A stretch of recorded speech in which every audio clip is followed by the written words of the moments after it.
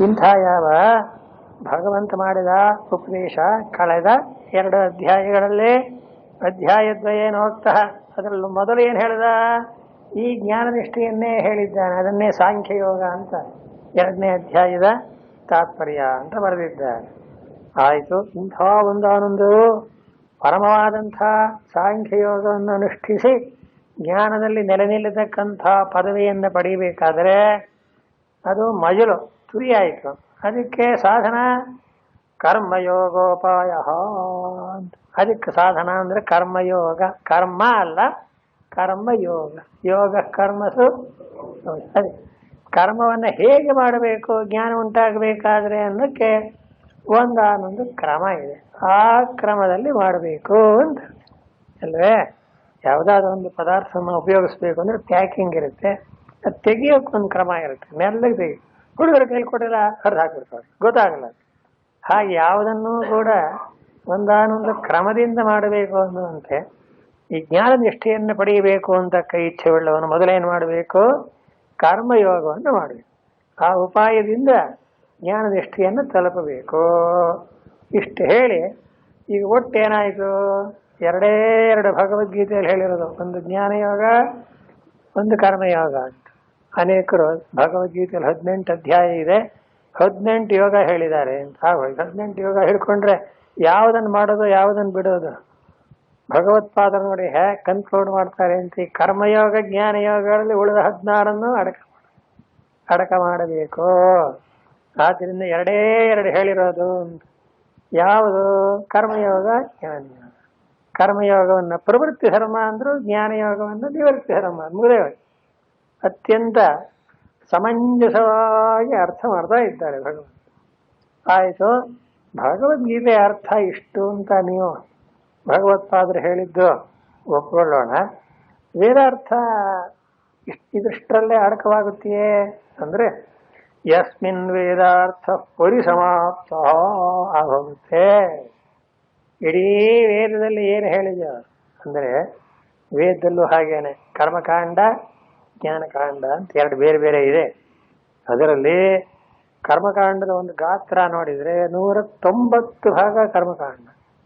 ಜ್ಞಾನಕಾಂಡ ಎಷ್ಟು, ಉಪನಿಷತ್ತುಗಳು ಬಹಳ ಸ್ವಲ್ಪ ಅಂತ. ಹಾಗಾದ್ರೆ ಯಾವುದು ದೊಡ್ಡದಾಗಿದೆಯೋ ಅದಕ್ಕೇನೆ ನಾವು ಹೆಚ್ಚು ಬೆಲೆ ಕೊಡೋಣ, ಅದನ್ನೇ ಪಾರಾಯಣ ಮಾಡೋಣ ಅಂದ್ರೆ ಹಾಗಲ್ಲ. ಗಾತ್ರ ದೊಡ್ಡದಾಗಿದ್ರೆ ಬೆಲೆ ಇಲ್ಲ, ಇಷ್ಟು ತಿಳುವಳಿಕೆ ಅದರ ಒಂದಾನೊಂದು ಸಾರ ಇರಬೇಕು ಅಂತ. ಅದಕ್ಕೊಬ್ರು ತಮಾಷೆ ಹೇಳೋದು, ಭಗವದ್ಗೀತೆ ಬಹಳ ಚಿಕ್ಕ ಪುಸ್ತಕ, ಹಾಗಾದ್ರೆ ದೊಡ್ಡದು ಯಾವುದಂತ ವೋಟರ್ಸ್ ಲಿಸ್ಟ್ ಇದೆ ನೋಡಿ, ಅದೊಂದು ದಿನ ಯಾರು ಪಾರಾಯಣ ಮಾಡೋದು. ದೊಡ್ಡದಾಗಿದೆ ಅಂದ್ಬಿಟ್ಟು ವೋಟರ್ಸ್ ಲಿಸ್ಟ್ ಯಾರು ಪಾರಾಯಣ ಮಾಡೋಕ್ಕಾಗುತ್ತೋ? ಎಷ್ಟು 1000 ಜನ ವೋಟ್ ಕೊಡ್ತಾರೋ ಅವ್ರ ಹೆಸರೆಲ್ಲ ಸಹಸ್ರನಾಮ ಇರುತ್ತದೆ, ಅಷ್ಟೇ ತಾನೆ.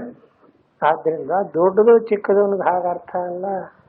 ಕನ್ಕ್ಲೂಷನ್, ಕೊನೆ ತೀರ್ಮಾನ ಎಲ್ಲಿಗೆ ಬರುತ್ತೆ ಅನ್ನೋದನ್ನು ನೋಡಿದಾಗ ಎಲ್ಲ ಸಕಲ ವಿಧವಾದಂಥ ಕರ್ಮಗಳೂ ಕೂಡ ಜ್ಞಾನೋತ್ಪತ್ತಿಗೆ ಹಿನ್ನೆಲೆಯಾಗಿ ಸಾಧನೆಯಾಗಿರುತ್ತೆ. ಆದ್ದರಿಂದ ನೀವು ಯಜ್ಞ ಮಾಡಿ, ಯಾಗ ಮಾಡಿ, ವೈದಿಕವಾಗಲಿ ಲೌಕಿಕವಾಗಲಿ ಸಮಸ್ತ ಕರ್ಮಗಳಿಗೂ ಭಗವದ್ಗೀತೆ ಒಂದು ದಾರಿ ತೋರಿಸುತ್ತೆ. ಅದನ್ನ ಬರೀ ಕರ್ಮ ಅನ್ನು ಕೊಡೋದು ಯೋಗ.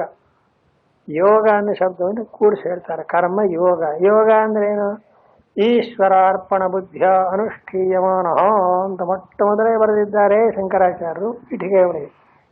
ಅದನ್ನು ಪ್ರವೃತ್ತಿ ಧರ್ಮ ಅಂತಲೂ ಕರೆದಿದ್ದಾರೆ. ಇದು ವರ್ಣಾಶ್ರಮ ಧರ್ಮವನ್ನ ಗುರಿಯಲ್ಲಿಟ್ಟುಕೊಂಡು ವಿಸ್ತಾರವಾಗಿ ಹೇಳಿದ್ದರು. ಅದೇ ಒಂದಾನೊಂದು ಕರ್ಮವನ್ನ ಭಗವತ್ ಪ್ರೀತಿಗೆ ಅಂತ ಮಾಡಿದರೆ ಸತ್ವಶುದ್ಧಯೇ ಭವತಿ, ಅಂತಃಕರಣ ಶುದ್ಧಿ ಆಧಾರ. ಈ ರೀತಿ ಪರಂಪರೆಯಿಂದ ಈ ಯಾವ ಕರ್ಮಯೋಗ ಅಂತಕ್ಕದ್ದು ಕೂಡ, ಪ್ರವೃತ್ತಿ ಧರ್ಮ ಎಂಬುದು ಕೂಡ ನಿವೃತ್ತಿ ಧರ್ಮಕ್ಕೆ ಹಿನ್ನೆಲೆಯಾಗಿದೆ. ಅಂದ್ರೆ ಏನಾಯಿತು, ಭಗವಂತನ ಅರ್ಥದಲ್ಲಿ 2 ಬೇಕು. ಹಾಗಾದ್ರೆ ಅದು ಯಾರಿಗೆ ಯಾವುದು ಅನ್ನೋದು ಮುಂದೆ ಹೇಳೋಣ. ನಿವೃತ್ತಿ ಧರ್ಮ ಯಾರಿಗೆ, ಪ್ರವೃತ್ತಿ ಧರ್ಮ ಯಾರಿಗೆ ಅನ್ನೋದು ಮುಂದೆ ಹೇಳುತ್ತಾರೆ. ಆದರೆ ವಿಷಯ ಏನು, ಇವೆರಡನ್ನು ಬಿಟ್ಟು ಇನ್ನೇನು ವೇದದಲ್ಲಿ ಹೇಳತಕ್ಕದ್ದು ಏನೂ ಇಲ್ಲ. ವೇದಾರ್ಥ ಪರಿಸಮಾಪ್ತ ಅಂದ್ರೆ ಆಕೈರಾಗಬೇಕು ಕಲೆ. ಯಸ್ಮಿನ್ ವೇದಾರ್ಥ ಪರಿಸಮಾಪ್ತ ಪ್ರವೃತ್ತಿ ಲಕ್ಷಣ ನಿವೃತ್ತಿ ಲಕ್ಷಣಶ್ಚ. ನಿಜವಾಗಿಯೂ ಭಗವದ್ಗೀತೆಯನ್ನು ಇಷ್ಟರ ಮಟ್ಟಿಗೆ ಒಂದಾನೊಂದು ತಾತ್ಪರ್ಯಕ್ಕೆ ಹೊಂದಿಸಿ 2 ಮಾತಿನಲ್ಲಿ ಹೇಳಬೇಕು ಅಂದರೆ ಆ ಸರ್ವಜ್ಞರಾದ ಶಂಕರ ಭಗವತ್ಪಾದರೇ ಆಗಬೇಕು, ಇನ್ಯಾರ ಕೈಲೂ ಸಮನ್ವಯ ಮಾಡಕ್ಕೆ ಸಾಧ್ಯ ಇಲ್ಲ. ಎಷ್ಟು ಪ್ರಕಾರ ಇದನ್ನು ಹಿಗ್ಗಿಸಿ ಅದಕ್ಕೇನು ಪರವಾಗಿಲ್ಲ. ಆ ವಾಕ್ಯಗಳು ನೋಡಿ ಏನು ಚೆನ್ನಾಗಿದೆ. ಅಲ್ಲಿಗೆ ಏನಾಯ್ತು, ಭಗವತ್ಪಾದರ ಪ್ರಕಾರ ಭಗವದ್ಗೀತೆ ಮುಗೀತು ಅಂತ. ಇಲ್ಲ ಸ್ವಾಮಿ ಇನ್ನೂ 2 ದಿವಸ ಇದೆ ಅಂತ ನಾವು ಹೇಳೋಣ, ಪರವಾಗಿಲ್ಲ. ಪರಮಾತ್ಮನ ಉಪದೇಶದ ಪ್ರಕಾರ 2ರಲ್ಲಿ ಪ್ರವೃತ್ತಿ ರಕ್ಷಣ ನಿವೃತ್ತಿ ರಕ್ಷಣ ಅನ್ನೋ ಧರ್ಮ ಹೇಳಾಗೋಯ್ತು. ನಿವೃತ್ತಿ ಧರ್ಮವನ್ನು 2ನೇ ಅಧ್ಯಾಯದಲ್ಲಿ, ಪ್ರವೃತ್ತಿ ಧರ್ಮವನ್ನು 3ನೇ ಅಧ್ಯಾಯ. ಇನ್ನು ಹೇಳೋದೇನಿದೆ? ಹೌದ್ರಿ, ಈಗ ಅರ್ಥ ಮಾಡಿಬಿಡ್ತೀರಲ್ಲ, ಗೀತಾಚಾರ್ಯನಾದಂಥ ಭಗವಂತನ ಉಪದೇಶಕ್ಕೆ ಇದು ಹೊಂದುತ್ತದೆಯೇ ಅಂದರೆ ಕೇಳಿ. ಇವಾಗ ಭಗವಂತನ ಬಾಯಲ್ಲಿ ಏನು ಬರುತ್ತೆ ಅಂತ ಅದಕ್ಕಂತಾರೆ, ಗೀತಾಸು ಚ ಸರ್ವಾಸು ಅಯಮೇವ ಯೋಗ ವಿವಕ್ಷಿತೋ ಭಗವತೋ. ಅಪ್ಪ 18 ಅಧ್ಯಾಯ ಪೂರ್ತಿ ಓದಿದ್ರು ಇದನ್ನೇ ಇನ್ನೊಮ್ಮೆ ಇನ್ನೊಮ್ಮೆ ಇನ್ನೊಮ್ಮೆ ಬೇರೆ ಬೇರೆ ರೀತಿಯಲ್ಲಿ ಹೇಳಿದೆ. ಗೀತಾಸು ಚ ಸರ್ವಾಸು, ಪರಮಾತ್ಮನ 700 ಶ್ಲೋಕಗಳ ಭಗವದ್ಗೀತೆಯಲ್ಲಿ ಎಲ್ಲೆಲ್ಲಿಯೂ ಅಯಮೇವ ಯೋಗ, ಅಯಂ ಅಂತ ಬರೆಯಲ್ಲ, ಅಯಮೇವ ಅಂತ ಇದೆ. ಈ ನಿವೃತ್ತಿ ರೂಪವಾದ ಧರ್ಮವನ್ನೇ ಹೇಳಿದೆ. ಮತ್ತೆ 2 ಅಂದ್ರಲ್ಲ ಅಂತ, ಒಂದು ಸಾಧನ, ಇನ್ನೊಂದು ಪರಿಶ್ರಮ. ಯಾವಾಗಲೂ ಹಾಗೆ ಅಲ್ವೇ? ಯಜ್ಞ ಯಾಗ ಹೋಮ ಎಷ್ಟೇ ಮಾಡಿ, ಎಷ್ಟೇ ಆಹುತಿಗಳನ್ನು ಹಾಕಿ, ಕೊನೆಯಲ್ಲಿ ಅಪೂರ್ಣಾಹುತಿ ಅಂತಿರಲ್ಲ, ಎಷ್ಟು ಸಲ ಮಾಡ್ತೀವಿ ಅದನ್ನು? ಒಂದೇ ಸಲ ಮಾಡೋದು. ನೀವು 11 ದಿವಸ ಯಜ್ಞ ಮಾಡಿದ್ರು ಅಷ್ಟೇ, 121 ಬೇರೆ ಮಾಡಿದ್ರು ಅಷ್ಟು. ಪೂರ್ಣಾಹುತಿ ಎಷ್ಟು? 1. ಹಾಗೆ ಈ ಒಂದು ನಿವೃತ್ತಿ ಧರ್ಮ ಅನ್ನೋದು ಆ ಸ್ಥಾನದಲ್ಲಿ, ಅದೊಂದೇ ಭಗವಂತನನ್ನ ನಾವು ಅರಿತುಕೊಳ್ಳುವುದಕ್ಕೆ ಸಾಕ್ಷಾತ್ ಸಾಧನ, ಡೈರೆಕ್ಟ್ ಅಂತ ಅರ್ಥ. ಯಾವಾಗ ನಾವು ನಿವೃತ್ತಿ ಧರ್ಮದಿಂದ ಭಗವಂತನನ್ನ ಬಳಿ ಸಾರುತ್ತೇವೆಯೋ, ಆ ಧರ್ಮವನ್ನ ಭಗವಂತನಲ್ಲಿ ಅಡಕ ಮಾಡಿ ನಾವು ಭಗವತ್ ಸ್ವರೂಪರೇ ಆಗಿ ನೆಲೆ ನಿಂತು ಸಾಕಾಷ್ಠ ಸಾ ಪರಾಗತಿ ಅಂದ್ರು. ಇಂಥ ಯಾವ ಒಂದಾನೊಂದು ನಿವೃತ್ತಿ ಧರ್ಮವನ್ನೇ ಗೀತಾಸು ಚ ಸರ್ವಾಸು, ಇಡೀ ಭಗವದ್ಗೀತೆಯಲ್ಲಿ ಹೇಳಿದ್ದಾನೆ. ಹೇಳಿದ ಮಾತ್ರಕ್ಕೆ ಎಲ್ಲರಿಗೂ ಅಂತಲ್ಲ, ಅರ್ಜುನನಿಗೆ ಕೂಡ ಇದು ನಿನ್ನ ಕೈಲಿ ಆಗಲ್ಲ ಅಂದ್ಬಿಟ್ಟು, ಕರ್ಮಣ್ಯೇವಾಧಿಕಾರಸ್ಥೆ ಅಂತ ಮುಗ್ದೇ ಹೋಯಿತು. ಅರ್ಜುನನೇ ಜ್ಞಾನಯೋಗಕ್ಕೆ ಸೆಲೆಕ್ಟ್ ಆಗಲಿಲ್ಲ ಅಂದ ಮೇಲೆ ನಮ್ಮನ್ನೇಲಿ ಸೆಲೆಕ್ಟ್ ಮಾಡ್ತಾರೆ? ನಾವೆಲ್ಲ ಯಥಾ ಪ್ರಕಾರ ಕರ್ಮಯೋಗಕ್ಕೆ ಲಾಯಕ್ ಒಂದೊಂದಾಗಿ ಬರಬೇಕು. ಅದು ಕೊನೆ ಮೆಟ್ಟನ್ನು ಈಗಲೇ ಮುಟ್ಟಕ್ಕೆ. ನಾವು ಎಲ್ಲ ಭಾರತದ ಪ್ರಜೆಗಳು ಅಂದಮೇಲೆ ನಾನು ಯಾಕೆ ರಾಷ್ಟ್ರಪತಿ ಆಗಬಾರ್ದು? ಆಗ್ರಿ, ಯಾರು ಬೇಡ. ಗೃಹಪತಿ ಆಗೋದೇ ಕಷ್ಟ, ರಾಷ್ಟ್ರಪತಿ ಆಗೋದು ಯಾಕೆ ಸಾಧ್ಯ? ಹೇಳಿ ನೋಡೋಣ. ಅದಕ್ಕೆ ಏನೇನು ಕ್ವಾಲಿಫಿಕೇಶನ್ ಇರಬೇಕೋ, ಏನು ಯೋಗ್ಯತೆ ಇರಬೇಕೋ. ಅವನು ಒಬ್ಬ ಪ್ರಜೆ, ನಾನು ಒಬ್ಬ ಪ್ರಜೆ, ರೈಟು. ಅದರಲ್ಲಿ ಯಾರು ಏನು ಅದನ್ನ ಇಲ್ಲ, ಎಲ್ಲರಿಗೂ ಪ್ರಜೆನೇ. ಅವನಿಗೂ ಒಂದೇ ಓಟ್ನ ಹಕ್ಕೆ ಇರೋದು, 2 ಓಟ್ ಕೊಡೋ ಹಾಗಿಲ್ಲ ಅವನಿಗೆ. ಆದ್ರೆ ಆ ಸ್ಥಾನ ಎಂತ, ಅದಕ್ಕೆ ಹೇಗೆ ಸೆಲೆಕ್ಟ್ ಮಾಡ್ತಾರೆ? ಅದರಂತೆಯೇ ಜ್ಞಾನನಿಷ್ಠೆಯಿಂದ ಯಾವನು ಆ ಪರಬ್ರಹ್ಮವನ್ನು ಅರಿತೋ ಆ ಸ್ವರೂಪದಲ್ಲಿ ನೆಲೆ ನಿಂತಿದ್ದಾನ. ಹೇಳ್ತಾರಲ್ಲ, ಸಚ್ಚಿದಾನಂದ ರೂಪೋಹಂ ನಿರ್ವಿಕಲ್ಪ ಸ್ವಭಾವವಾನ್ ಅಂತ. ಎಲ್ಲ ಇಂಥ ಮಾತನಾಡಿ ನಾನು ಯಾರು? ಈ ಜೀವನಲ್ಲ, ಮತ್ತೇನು? ಸಚ್ಚಿದಾನಂದ ಸ್ವರೂಪನಾದ ಪರಬ್ರಹ್ಮ ಅಂತ ಹೇಳಬೇಕಾದ್ರೆ ಎದೆ ಬೇಕು, ಒಳಗ ಒಂದಾನೊಂದು ಅನುಭವ ನೆಲೆ ನಿಂತೇಬೇಕು. ಇದರಿಂದ ಏನು ಉಪಯೋಗ ಅಂತೀರಿ? ಈ ಶೋಕಮೋಹಗಳನ್ನು ಕಳೆಯೋದಕ್ಕೆ ಇದು ಒಂದೇ ಉಪಾಯ. ಏನು ಮಾನವ ತನ್ನ ಶೋಕಮೋಹಗಳನ್ನು ಕಳ್ಕೋಬೇಕು ಅಂದರೆ ಈ ನಿವೃತ್ತಿ ಧರ್ಮದ ಪರಾಕಾಷ್ಠೆಯಾದ ಆ ವಾಸುದೇವ ಅನ್ನೋ ತತ್ವವನ್ನೇ ತಿಳಿಯಬೇಕು, ಅದರಲ್ಲಿಯೇ ನೆಲೆಗೊಳ್ಳಬೇಕು. ಅನ್ಯಥಾ ಶರಣಂ ನಾಸ್ತಿ ಸಮಯ. ಹಾಯ್, ಅದೊಂದೇ. ಆದ್ದರಿಂದ ಗೀತಾಸು ಚ ಸರ್ವಾಸು ಅಂದರು ಭಗವತ್ಪಾದರು. ಇನ್ನು 18 ಅಧ್ಯಾಯದವರೆಗೂ ನಾವು ಗೀತೆ ಓದಿದ್ರು. ಈ ಯಾವ ಪ್ರವೃತ್ತಿ ಧರ್ಮ ನಿವೃತ್ತಿ ಧರ್ಮಗಳಲ್ಲಿ ಪ್ರವೃತ್ತಿ ಧರ್ಮದ ಮೂಲಕ ಪಡೆಯಬೇಕಾದ ನಿವೃತ್ತಿ ಧರ್ಮವೆಂಬತಕ್ಕಂಥ ಯೋಗವನ್ನೇ ಅಯಮೇವ ಯೋಗ, ಈ ಯೋಗವನ್ನೇ ಭಗವಂತನು ಸರ್ವಾಸು ಗೀತಾಸು ಇಡೀ ಅವನ ಉಪದೇಶಪೂರ್ಣವಾದಂಥ ಭಗವದ್ಗೀತೆಯಲ್ಲಿ ವಿವಕ್ಷಿತ ಅಂದರೆ ಕೇಂದ್ರವಾಗಿಟ್ಟು ತಾತ್ಪರ್ಯವಾಗಿಟ್ಟು ಹೇಳಿದ್ದಾನೆ. ಈ ಅವತರಣಿಕೆ ಏನು ಸ್ಟ್ರಾಂಗ್ ಆಗಿದೆ ನೋಡಿ. ಯಾಕೆ ಅಂತ ಈ ಹಿಂದೆ ಹೇಳಿದ್ದೆಲ್ಲ ತಗೊಂಡು ಕನ್ಕ್ಲೂಷನ್ ಮಾಡಿಬಿಟ್ಟು, ಹಾಗಾದ್ರೆ ಮುಂದೆ ಗೀತೆ ಓದಬೇಕೇ ಬೇಡ ಅಂದರೆ ಎಕ್ಸ್ಪ್ಲನೇಷನ್, ಅದು ವಿವರಣೆ. ಎಷ್ಟು ಬೇಕಾದರೂ ವಿವರಣೆಯನ್ನು ಮಾಡಬಹುದು. ಆ ವಿವರಣೆಯ ವಿಷಯದಲ್ಲೇ ಭಗವತ್ಪಾದರ ಆಕ್ಷೇಪ ಇಲ್ಲ. ಆದ್ರೆ ಆ ವಿವರಣೆ ದಿಕ್ಕಾಪಾಲಾಗಿ ಹೋಗಬಾರದು. ಅಯ್ಯೋ ಅಯ್ಯೋ ಎಷ್ಟು ಕಷ್ಟ ತಾತ್ಪರ್ಯ ನಿರ್ಣಯ ಮಾಡೋದು. ನೀವು 18 ಅಧ್ಯಾಯನ ಓದಿ ಈ ತೀರ್ಮಾನದಲ್ಲೇ ಅದು ಪೂರ್ತಿಯಾಗಿ ಪೂರೈಸಬೇಕು ಅಂತ ಅರ್ಥ. ಇದನ್ನು ಭಗವತ್ಪಾದರು ಒಳ್ಳೆ ಧೈರ್ಯದಿಂದ ಹೇಳ್ತಾರೆ. 18 ಅಧ್ಯಾಯದಲ್ಲೂ ಅಯಮೇವ ಯೋಗ, ಈ ನಿವೃತ್ತಿ ಧರ್ಮರೂಪವಾದ ಯಾವ ಒಂದಾನಂದ ಯೋಗವಿದೆಯೋ ಪರಮಾರ್ಥದಲ್ಲಿ ನೆಲೆ ನಿಲ್ಲುವುದು ಅನ್ನೋದು ಜ್ಞಾನ ಯೋಗ, ಅದೇ ವಿವಕ್ಷೆ. ಇಷ್ಟು ಯಾಕೆ ಹೇಳ್ತಾ ಇದ್ದೇನೆ ಅಂದರೆ, ಭಗವದ್ಗೀತೆ ಅವತಾರ ಮಾಡಿದ ಕಾಲದಿಂದ ಇವತ್ತಿನವರೆಗೂ ಆ ಗೀತೆಯ ಮೇಲೆ ಅನೇಕ ಮಹಾತ್ಮರು, ಜ್ಞಾನಿಗಳು, ಋಷಿಗಳು, ಕೊನೆಗೆ ರಾಜಕಾರಣಿಗಳು ಸಮೇತ ಎಲ್ಲರೂ ವ್ಯಾಖ್ಯಾನ ಬರದೇ ಇದ್ದಾರೆ, ಬರೀತನೂ ಇದ್ದಾರೆ, ಮುಂದುವರಿತು. ಆ ಗೀತೆಯ ಒಂದೊಂದು ಅಟ್ರಾಕ್ಷನ್ ಅಂತ ಸ್ವಾರಸ್ಯವೇನೆಂದರೆ, ಯಾವರಿಗೆ ಮನಸ್ಸಿನಲ್ಲಿ ಏನಿರುತ್ತೋ ಅದನ್ನು ಭಗವದ್ಗೀತೆಯಲ್ಲಿ ಇದೆ ಅಂತ ತೋರಿಸ್ಬಿಡ್ತಾರಲ್ಲ, ಬಂದ್ಬಿಡುತ್ತಲ್ಲ. ಒಬ್ಬ ಹೇಳ್ತಾನೆ, ಕರಂಬದ ವಿಷಯ ಬಂತು, ಅಯ್ಯೋ ಗೊತ್ತಿಲ್ಲ ನಿಮಗೆ, ಅದ್ರ ತಂಟೆ ಹೋಗಬೇಡಿ, ಗೀತೆಯಲ್ಲಿ ಏನಂತೆ ಗಹನ ಕರ್ಮಣು ಎಲ್ಲೋ ಇರುತ್ತೆ ಒಂದು ಶ್ಲೋಕ ತಗೊಂಡ ಗಹನ ಕರ್ಮಣ ಆಗುತ್ತೆ. ಆ ಕರ್ಮದ ಗತಿ ಬಹಳ ಕಷ್ಟ, ಜೋಪಾನ, ಏನೇನಾದ್ರು ಮಾಡಕ್ ಹೋಗಬೇಡಿ, ವೇದಾಂತ ಕೇಳಕ್ ಹೋಗಬೇಡಿ. ಅಯ್ಯೋ ರಾಮ, ಯಾರು ಬೇಕಾದ್ರೂ ಅರ್ಥ ಮಾಡೋದು ಇಂಥದ್ದು ಕೆಲಸಕ್ಕೆ ಬಾರದ ಅರ್ಥ, ಎಲ್ಲಿಂದ ಎಲ್ಲಿ ಬೇಕಾದ್ರೂ ಆಗ್ಬಿಡು. ಎಷ್ಟು ಯೋಗಕ್ಷೇಮಂ ವಹ ಆಗ್ಬೋದು. LIC ಅದನ್ನ ಮಾತನ್ನ ಉಪಯೋಗಿಸ್ಕೊಂಡೇ ಬಿಟ್ಟಿದ್ದಾರೆ. ಅಲ್ಲಿ ಇನ್ಶೂರೆನ್ಸ್ ಮಾಡ್ಬಿಟ್ರೆ ಅವರು ನಮ್ಗೆ ಯೋಗಕ್ಷೇಮ ನೋಡ್ತಾರಂತೆ, ಮಾಡ್ಬಿಡಿ. ಏನು ಅರ್ಥ ಇದಕ್ಕೆ? ಯಾಕೆ ಹೇಳಿದೆ ಅಂದರೆ, ಇದನ್ನು ಹೀಗೆಲ್ಲ ಬೇರೆ ಬೇರೆ ಬೇರೆ ಬೇರೆ ದಾರಿಗೆ ಅದಕ್ಕೆ ಶಂಕರಾಚಾರ್ಯ ಮೊದಲೇ ಬರೆದರು. ಅನೇಕೈಹಿ ವಿವೃತ ಪದ ಪದಾರ್ಥ ವಾಕ್ಯಾರ್ಥ ನ್ಯಾಯಮಪಿ ಅಂತ. ನನಗಿಂತ ಮುಂಚೆ ಎಷ್ಟೋ ಜನ ಈ ಭಗವದ್ಗೀತೆಗೆ ಅರ್ಥ ಬರೆದುಬಿಟ್ಟಿದ್ದಾರೆ. ಆದ್ರೆ ಲೌಕಿಕರು ಓದಿದಾಗ ಒಂದಕ್ಕೊಂದಕ್ಕೆ ವಿರೋಧವಾದರೆ ಯಾರು ಹೇಳೋ ಅರ್ಥ ತಗೋಬೇಕ್ರಿ ಭಗವದ್ಗೀತೆಗೆ ಅಂತಾರೆ. ಅದಕ್ಕೋಸ್ಕರ ನಾನು ಸಂಕ್ಷೇಪತೋ ಎಷ್ಟು ವಿನಯದಿಂದ ಬರೀತಾರೆ. ಅಂದ್ರೆ ಏನಾಯ್ತು, ಇನ್ನೂ 100 ಗ್ರಂಥ ಹುಟ್ಟಲಿ ಭಗವದ್ಗೀತೆಯ ಬಗ್ಗೆ, 1000 ಗ್ರಂಥ ಹುಟ್ಟಿರಲಿ, ಮ್ಯಾಲಿಡಬೇಕು ಟಾಪ್ನಲ್ಲಿ ಯಾವುದು ಶಂಕರ ಭಾಷೆ, ಅಲ್ಲಿಂದ ಶಂಕರಾಚಾರ್ಯರ ವರದಾರ್ಥವನ್ನು ತಿಳ್ಕೊಂಡ ಅಂದ್ರೆ ಇನ್ಯಾರು ಹೇಳಬೇಕಾಗಿಲ್ಲ. ನಭೂತೋ ನ ಭವಿಷ್ಯತಿ, ಇಂಥ ಅರ್ಥ. ಆದ್ರೆ ಅವ್ರು ಹಾಗಂತ ಹೇಳ್ಕೊತಾರ? ಹೇಳ್ಕೊಡೋದು. ನಾವು ಗೊತ್ತು ಮಾಡಬೇಕು, ಮನುಷ್ಯನ ಅರ್ಹತೆಯನ್ನ ಗೊತ್ತು ಮಾಡೋದು. ಗುರುಗಳೊಂದು ಸಣ್ಣ ಉದಾಹರಣೆ ಹೇಳ್ತಾ ಇದ್ರು. ಹಿಂದಿನ ಕಾಲ ಚಾಮರಾಜೇಂದ್ರ ಸಂಸ್ಕೃತ ಕಾಲೇಜ್ ಇದೆಯಲ್ಲ ಬೆಂಗಳೂರಿನಲ್ಲಿ, ಅಲ್ಲಿ ಒಬ್ಬರು ಅತ್ಯಂತ ವಿದ್ಯಾವಂತರಾದಂಥ ವಿದ್ವಾಂಸರನ್ನು ಅಪಾಯಿಂಟ್ ಮಾಡಿದರು. ಸರಿ, ಅವ್ರು ಬಂದು ಚಾರ್ಜ್ ತಗೊಂಡ್ಮೇಲೆ ಅಲ್ಲಿರೋ ಪ್ರಿನ್ಸಿಪಾಲ್ರು ಕರೆದುಬಿಟ್ಟು, ಶಾಸ್ತ್ರಿಗಳೇ ನೀವು ಪ್ರೈಮರಿ ಕ್ಲಾಸ್ ತಗೊಂಡು ಪಾಠ ಹೇಳ್ಕೊಡ್ತೀರಾ ಸಂಸ್ಕೃತನ? ಕಾవచ్చు. ಅವರು ತೆಲುಗಿನಲ್ಲಿ ಮಾತಾಡ್ತಾ ಇದ್ರು. ಕಾవచ్చు ಅಂದ್ರೆ ಆಗಬಹುದು ಅಂತಾನೆ, ನಂಗೆ ತೆಲುಗು ಬರೋಲ್ಲ, ಅದಕ್ಕೆ ಹಾಂ ಸರ್. ಸ್ವಲ್ಪ ಕಾಲ ಆಯಿತು. ಆಮೇಲೆ ಆ ಪ್ರಿನ್ಸಿಪಾಲ್ರು ಮತ್ತೆ ಕರೆದು, ನೋಡಿ ಕಾವ್ಯ ಪಾಠ ಮಾಡೋರು ಯಾರೂ ಇಲ್ಲ, ಪ್ರೈಮರಿಯವ್ರಿಗೆ ಬೇರೆಯವ್ರನ್ನ ಕಳ್ಸೋಣ, ತಾವೇನಾದ್ರು ಪಾಠ ಮಾಡ್ತೀರಾ ಅಂದ್ರೆ ಕಾవచ్చు. ಅದು ಏನು ಹೇಳಲ್ಲ. ಇಂಥ ಪಾಯಿಂಟ್ ಮಾಡಿದ್ಮೇಲೆ ಯಾವ ಕೆಲಸ ಆದರೆ ಏನು ಅಂತ ಅವ್ರು ಅದು ಮಾತಾಡ. ಇನ್ನೊಂದು ಸ್ವಲ್ಪ ಕಾಲ ಆಯಿತು. ಆಮೇಲೆ ಚಂಪು ನಾಟಕ ಇನ್ನೂ ಸ್ಟ್ಯಾಂಡರ್ಡ್ ಆದ ಪಾಠಗಳು ಮಾಡಬೇಕು, ಅದಕ್ಕೆ ಮೇಷ್ಟ್ರಿಲ್ಲ. ಈ ಶಾಸ್ತ್ರಿಗಳನ್ನು ಕೇಳೋಣ, ಯಾಕೆಂದ್ರೆ ಕಾవచ్చు ಅಂತಿದ್ದಾರೆ, ಇದಕ್ಕೆ ಏನಂತಾರೆ ನೋಡೋಣ ಅಂತ ಹೋಯ್ತು. ಈ ಚಂಪು ನಾಟಕ ಕ್ಲಾಸಿಗೆ ಪಾಠ ಮಾಡಬೇಕಲ್ಲ ಸಂಸ್ಕೃತದಲ್ಲಿ, ಕಾవచ్చు. ಅಯ್ಯೋ ರಾಮ, ಕೊನೆಗೇನು ವಿದ್ವತ್ ತರಗತಿ ಬಂತು.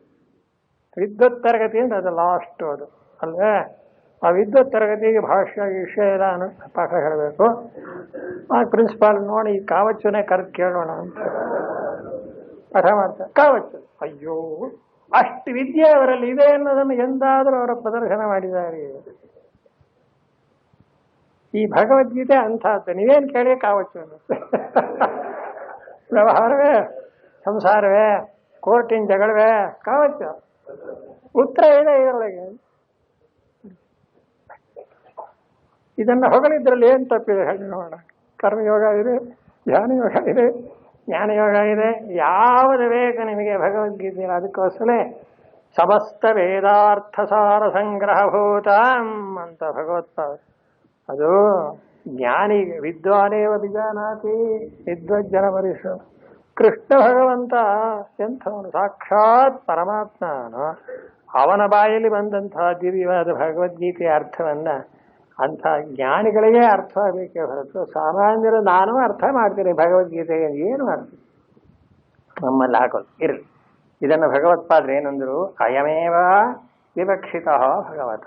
ಆದ್ದರಿಂದ ಏನಾಯಿತು, ಒಂದು ರೀತಿಯಲ್ಲಿ ಗೀತಾರ್ಥ ಪರಿಸಮಾಪ್ತಿ ಆಗೋಯ್ತು. ಈಗ 2ನೇ ಅಧ್ಯಾಯದಲ್ಲಿ ಸಾಂಖ್ಯಯೋಗ, 3ನೇದಲ್ಲಿ ಕರ್ಮಯೋಗ. ಇದೇ ಡೀಟೋ. ಮುಂದೆ ಯಾರು ಎಲ್ಲಿಗೆ ಬೇಕಾರೋ ಅದನ್ನು ಎಷ್ಟು ಬೇಕಾದ್ರೂ ಹಿಗ್ಗಿಸಬಹುದು. ಕರ್ಮಯೋಗದ ವಿಭಾಗಗಳನ್ನು ಹೇಳಬಹುದು, ಧ್ಯಾನ ಯೋಗ ಹೇಳಬಹುದು, ವಿಜ್ಞಾನ ಯೋಗ ಹೇಳಬಹುದು, ವಿಭೂತಿ ಯೋಗ ಎಲ್ಲ ಅದರೊಳಗೆ ಅಡಕಾಗೋ. ಮತ್ತೆ ಪ್ರಶ್ನೆ ಹುಟ್ಟೋದೇ ಇಲ್ಲ. ತೃಪ್ತಿ ಆಯಿತು, ಮುಗೀತು. ಭಗವದ್ಗೀತೆಯ ತಾತ್ಪರ್ಯ ನಿರ್ಧಾರ ಆಗೋಯಿತು. ಭಗವಂತನ ಅಭಿಪ್ರಾಯವೇನು ಎಂಬುದು ಹೊರಪಟ್ಟಿದೆ ಅಂದರು. ಕರೆಕ್ಟ್. ಏಷಾ ಬ್ರಾಹ್ಮಿ ಸ್ಥಿತಿ ಪಾರ್ಥ ಅಂತ ಹೇಳಿದಾರೋ ಇಲ್ಲ ಭಗವಂತ. ನೋಡಿ, ಭಗವದ್ಗೀತೆ ಓದಬೇಕಾದ್ರೆ ಶಂಕರಾಚಾರ್ಯರ ಒಂದಾನೊಂದು ಸಂಪ್ರದಾಯ ಅನುಸರಿಸಿದ್ರೆ ಹೊಸ ಕಣ್ಣು ಬರುತ್ತೆ. ಏನು ಅರ್ಥ ಇದೆ ಭಗವದ್ಗೀತೆಯೊಳಗೆ, ಹಬ್ಬ ಹೇಗೆ ತೆಗೆದಿದ್ದಾರೆ. ಅನಂತರ ಈಗ ಮಾತುಬಾರಿ ಅತಃ ಪರಿಸಮಾಪ್ತಂ ವೇದಾರ್ಥಂ ಮನ್ವಾನಃ. ಆದ್ದರಿಂದ ಭಗವದ್ಗೀತೆಯನ್ನ ಉಪದೇಶ ಮಾಡಿದಂಥ ಭಗವಂತನು ಅರ್ಜುನನಿಗೆ ಹೇಳಬೇಕಾದದ್ದೆಲ್ಲ ಹೇಳಿ ಮುಗಿದೋಯಿತು. ವೇದಾರ್ಥ ಇಲ್ಲಿಗೆ ಮುಕ್ತಾಯವಾಗಿದೆ ಅಂತ ತಿಳ್ಕೊಂಡು ತಮ್ಮ ವಂಶ ಕಥನೇನ ಸ್ತೌತಿ ಅಂತ ಈ ಶ್ಲೋಕಕ್ಕೆ ಬರೆಯೋ ಅವತರಣಿಕೆಯಲ್ಲಿ ಎಷ್ಟು ಪಾಯಿಂಟ್ ಇದೆ ನೋಡಿ, ಏನು ಚಂದ ಇದೆ. ಆದ್ರಿಂದ ಏನು ಮಾಡಿದ ಭಗವಂತ, ಆಯ್ತಪ್ಪ ಮುಗಿಯಿತು, ಮುಂದಕ್ಕೇನು ಅಂತ ಇದು ಶ್ರೀ ಹೇಳಲೇಬೇಕು. ಅದಕ್ಕೋಸ್ಕರ ಹೇಗೆ ವಿಷ್ಣು ಸಹಸ್ರನಾಮ ಹೇಳಿದ ಮೇಲೆ ರೋಗಾರ್ಥ ಮಚ್ಚಿದೆ, ರೋಗ ಅದಂತ ಫಲಶ್ರುತಿ ಹೇಳಿದ್ರೆ ಫಲಶ್ರುತಿ ಹೇಳ್ಬಿಡ್ತಾರೆ. ಇಷ್ಟೇ ಅರ್ಥ, 2 ಭಗವದ್ಗೀತೆ. ನಿಜವಾಗಿಯೂ ಎಷ್ಟು ಸುಲಭವಾಯಿತು ನೋಡಿ ತಿಳ್ಕೊಳ್ಳೋದಕ್ಕೆ. ಅದು ಎಷ್ಟು ಬೇಕಾದ್ರೆ ಹಿಗ್ಸಿ ನೀವು ಆ ಒಂದಾನಂದ ಧರ್ಮ ಕರ್ಮಯೋಗ ಜ್ಞಾನ ಯೋಗಗಳನ್ನು ಎಷ್ಟು ಬೇಕಾದ್ರೆ ಹಿಗ್ಗಿಸ್ಬೋದು. ಇರೋದು ಒಟ್ಟು 2 ಅಂತ 2 ಮಾರ್ಗ. 2 ಮಾರ್ಗವೂ ಅಲ್ಲ, ಒಂದೇ ಮಾರ್ಗ. ಇನ್ನೊಂದು ಮಾರ್ಗ ಅಲ್ಲಿಗೆ ಬಂದು ಸೇರ್ಕೊಳ್ಳುತ್ತೆ ಅಷ್ಟೇ. ಅದು ಜ್ಞಾನಯೋಗಕ್ಕೇನೆ ಒಂದಾನಂದ ಸಾಧನ, ಮೆಟ್ಲು. ಇದೆಲ್ಲ ಮುಂದೆ ಗೀತೆಯ ಬೇರೆ ಅಧ್ಯಾಯಗಳಲ್ಲಿ ವಿಸ್ತಾರವಾಗಿ ಭಗವಂತ ಹೇಳ್ತಾನೆ. ಇಲ್ಲಿ ಶಂಕರಾಚಾರ್ಯರು ಬರೆಯತಕ್ಕ ತಾತ್ಪರ್ಯಕ್ಕೋಸ್ಕರ ಈ ವಾಕ್ಯವನ್ನು ನಾನು ಸ್ವಲ್ಪ ಒತ್ತಿ ಹೇಳಿದ್ದೇನೆ. ಆದ್ದರಿಂದ ವಂಶಕಥನೇನ ಸ್ತೌತಿ ಮುಗೀತಲ್ಲ. ಇನ್ನೇನು ಅಂದರೆ, ಹಾಗಾದ್ರೆ ಇಂಥ ಪವಿತ್ರವಾದ ತತ್ವೋಪದೇಶವನ್ನ ಗುರು ಪರಂಪರೆಯಿಂದ ಅನಾದಿ ಕಾಲದಿಂದ ನಡೆದುಕೊಂಡು ಬಂದಿರತಕ್ಕಂಥದ್ದನ್ನ ಅರ್ಜುನ ಕೇಳು. ಶ್ರೀ ಭಗವಾನುವಾಚ ಇಮಂ ವಿವಸ್ವತೆ ಯೋಗಂ ಪ್ರೋಕ್ತವಾನಹಮವ್ಯಯಂ ವಿವಸ್ವಾನ್ ಮನವೇ ಪ್ರಾಹ ಮುನಿರಿಕ್ಷ್ವಾಕವೇ ಬ್ರವೀತ್. ಇಮಂ ಅಧ್ಯಾಯದ್ವಯೇನೋಕ್ತಂ ಯೋಗಂ ವಿವಸ್ವತೆ ಆದಿತ್ಯಾಯ ಸರ್ಗಾದವು ಪ್ರೋಕ್ತವಾನ್. ಇನ್ನು ಮುಂದೆಲ್ಲ ಸರಳವಾಗಿ ಓದ್ಕೊಂಡು ಹೋಗಬಹುದು. ಅರ್ಜುನ, ಈ ಪವಿತ್ರವಾದಂಥ ಯಾವ ಪ್ರವೃತ್ತಿ ಧರ್ಮದ ಒಂದಾನೊಂದು ಹಿನ್ನೆಲೆಯಿಂದ ಆ ಮೆಟ್ಟಿಲಿನಿಂದ ಮೇಲಕ್ಕೆ ಏರಿ ಯಾವ ನಿವೃತ್ತಿ ಧರ್ಮರೂಪವಾದಂಥ ಸಾಂಖ್ಯ ಜ್ಞಾನವನ್ನು ಹೇಳಿದ್ದೇನೆಯೋ ಈ ಯೋಗವನ್ನ ಹಿಂದೆ ನಾನು ಸೂರ್ಯನಿಗೆ ಉಪದೇಶ ಮಾಡಿದ್ದೆ. ವಿವಸ್ವಾನ್ ಅಂದ್ರೆ ಸೂರ್ಯನಿಗೆ ಉಪದೇಶ ಮಾಡಿದ್ದೆ. ಯಾಕೆ ಹೇಳ್ತಾನೆ? ಆ ಜ್ಞಾನವನ್ನ, ಆ ತತ್ವವನ್ನ ಹೊಗಳಕ್ಕೋಸ್ಕರ. ಇಂಥ ಮಹನೀಯರು ತಗೊಂಡದ್ದು, ಇಂಥವರು ಇದನ್ನ ಅನುಸರಿಸಿದ್ರು ಅಂದ್ರೆ ಯಜ್ಞದಾಚರತಿ ಶ್ರೇಷ್ಠ ಅನ್ನುವಂತೆ ನಾವು ಮಾಡಬೇಕು ಅನ್ನೋ ಸೂರ್ಯನಿಗೆ ಹೇಳಿದ್ದೆ. ಯಾವಾಗ? ಸರ್ಗ ಆದವು ಅಂತ, ಸೃಷ್ಟಿಯ ಆದಿಯಲ್ಲಿ. ಏನು ಅವನಿಗೆ ಯಾಕೆ ಬೇಕಾಗಿತ್ತು? ಅವನಿಗೆ ಶೋಕಮೋಹಗಳು ಬಂದಿತ್ತೆ ಅಲ್ಲಲ್ಲ. ಜಗತ್ ಪರಿಪಾಲಯಿತॄಣಾಂ ಕ್ಷತ್ರಿಯಾಣಾಂ ಬಲಾಧಾನಾಯ. ನೋಡಿ ಅಂತ ಸೂರ್ಯ ಅನ್ನೋನು ಕ್ಷತ್ರಿಯ, ಅದು ಉಂಟು. ಸೂರ್ಯ ಅವನು ಕ್ಷತ್ರಿಯ ವಂಶಕ್ಕೆ ಸೇರಿದನು. ಆ ಸೂರ್ಯನಿಗೆ ಹೇಳೋಕೆ ಉದ್ದೇಶವೇನು ಅಂದರೆ, ಜಗತ್ತನ್ನೇ ಕಾಪಾಡೋನು ಯಾರು? ಕ್ಷತ್ರಿಯ. ಬ್ರಾಹ್ಮಣ ಧರ್ಮವನ್ನು ಅನುಷ್ಠಾನ ಮಾಡ್ತಾನೆ, ಕ್ಷತ್ರಿಯ ಆ ಧರ್ಮವನ್ನು ಕಾಪಾಡ್ತಾನೆ, ವೈಶ್ಯ ಆ ಧರ್ಮವನ್ನು ಪೋಷಣೆ ಮಾಡ್ತಾನೆ, ಶೂದ್ರ ಅನ್ನೋನು ಆ ಧರ್ಮವನ್ನು ಸೇವೆ ಮಾಡ್ತಾನೆ. ಹೀಗೆ 4 ವರ್ಣದವರಿಗೆ 4 ಕೆಲಸ ಕೊಟ್ಟಿದ್ದಾರೆ. ಇದೇ ಚಾತುರ್ವರ್ಣ್ಯ ವರ್ಣಾಶ್ರಮ ಧರ್ಮ ಅಂತ.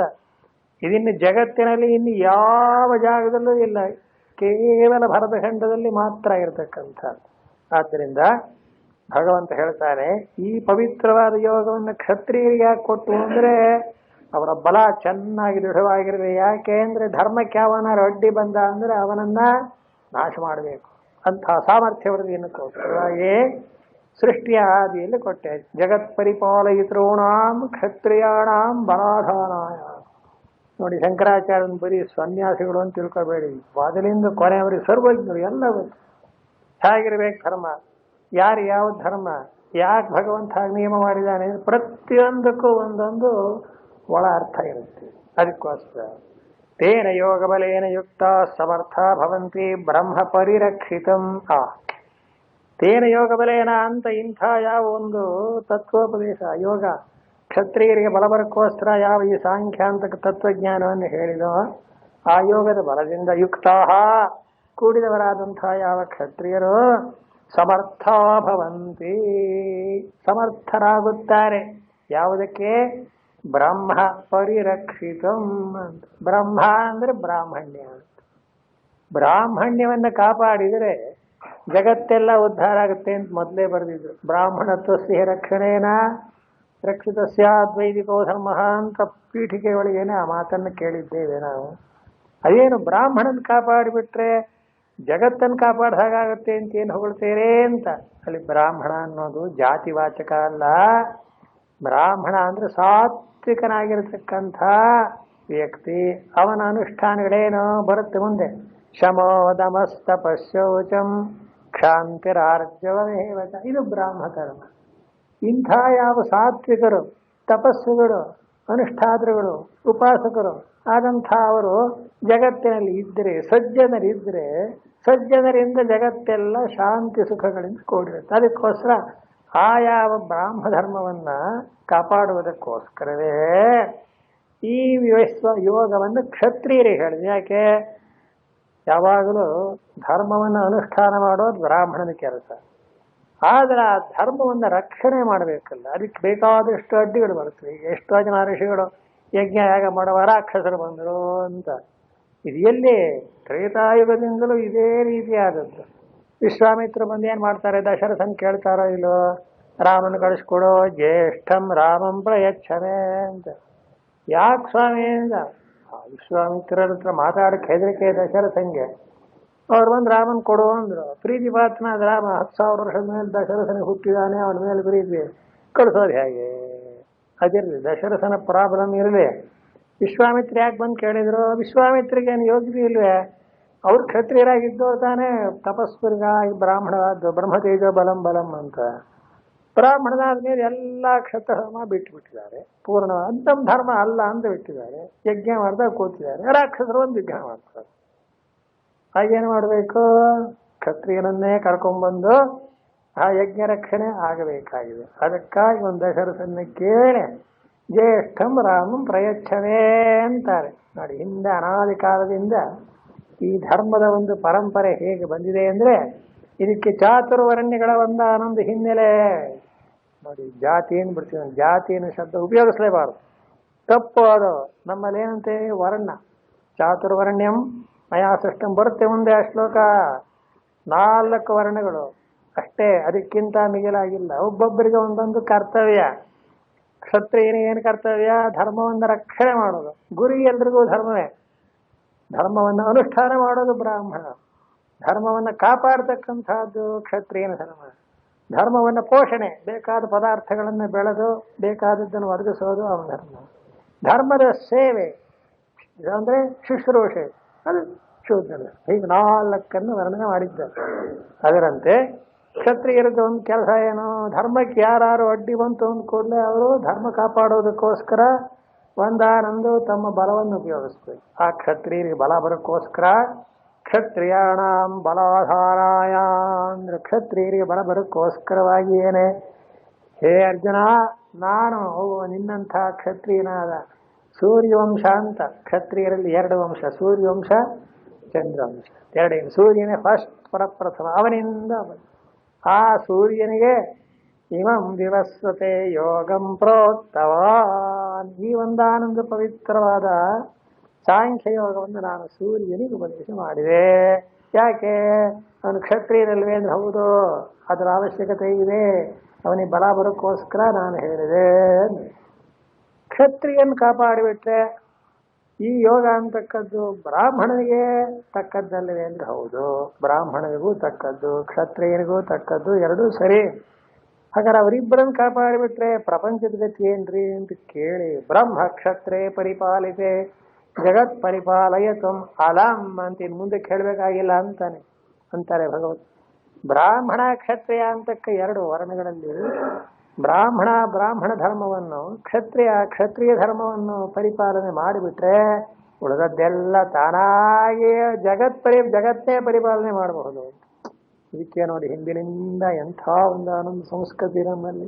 ಕ್ಷತ್ರಿಯ ಧರ್ಮವನ್ನ ರಕ್ಷಣೆ ಮಾಡೋಕ್ಕೋಸ್ಕರಲೇ ಇರಬೇಕು, ಬ್ರಾಹ್ಮಣ ಧರ್ಮವನ್ನ ಅನುಷ್ಠಾನ ಮಾಡುವುದಕ್ಕೆ ಮೀಸಲು. ಹೀಗೆ ನಡ್ಕೊಂಡು ಬಂದ್ವಿ. ನೀವು ಆ ರಘುವಂಶ ಓದಿಬಿಟ್ರೆ ಅಯ್ಯೋ ಏನ್ ಚೆನ್ನಾಗಿದೆ. ಯಾಕೆ ಎಲ್ಲ ರಘುವಂಶದ ರಾಜರು ಪ್ರತಿಯೊಬ್ಬರು ಈ ಒಂದು ಆನಂದ ನಿಯಮ ಇಟ್ಕೊಡ್ತಾರೆ. ಒಬ್ಬೊಬ್ಬರು ಋಷಿಗಳು, ಅವ್ರ ಗುರುಗಳು ಅವ್ರು ಹೇಳಿದ ಹಾಗೆ ನಡೆಯೋದು. ಎಲ್ಲೆಲ್ಲಿ ಧರ್ಮಕ್ಕೆ ಹಾನಿ ಬರುತ್ತೋ ಅಲ್ಲೆಲ್ಲ ಧರ್ಮವನ್ನು ರಕ್ಷಣೆ ಮಾಡೋಕ್ಕೆ ಬರೆದಿರ್ತಾರೆ. ಹೀಗಾಗಿ ಧರ್ಮ ಅನುಷ್ಠಾನ ಧರ್ಮ ರಕ್ಷಣೆ ಎರಡು ನಡೆದು ಉಳಿಸ್ತಾನ ಏನೇ ಜಗತ್ ಪರಿಪಾಲಯಿತು ಆಮೇಲೆ ಪ್ರಪಂಚ ಕಾಪಾಡೋದಕ್ಕೇನು ಕಷ್ಟವಿಲ್ಲ. ಇದನ್ನ ಭಗವಂತ ಉದ್ದೇಶ ಇಟ್ಕೊಂಡು ಇಮಂ ವಿವಸ್ವತೆ ಯೋಗಂ ಪ್ರೋಕ್ತವಾನಹಮವ್ಯಯಂ ಅಂತಾಯ್ತು.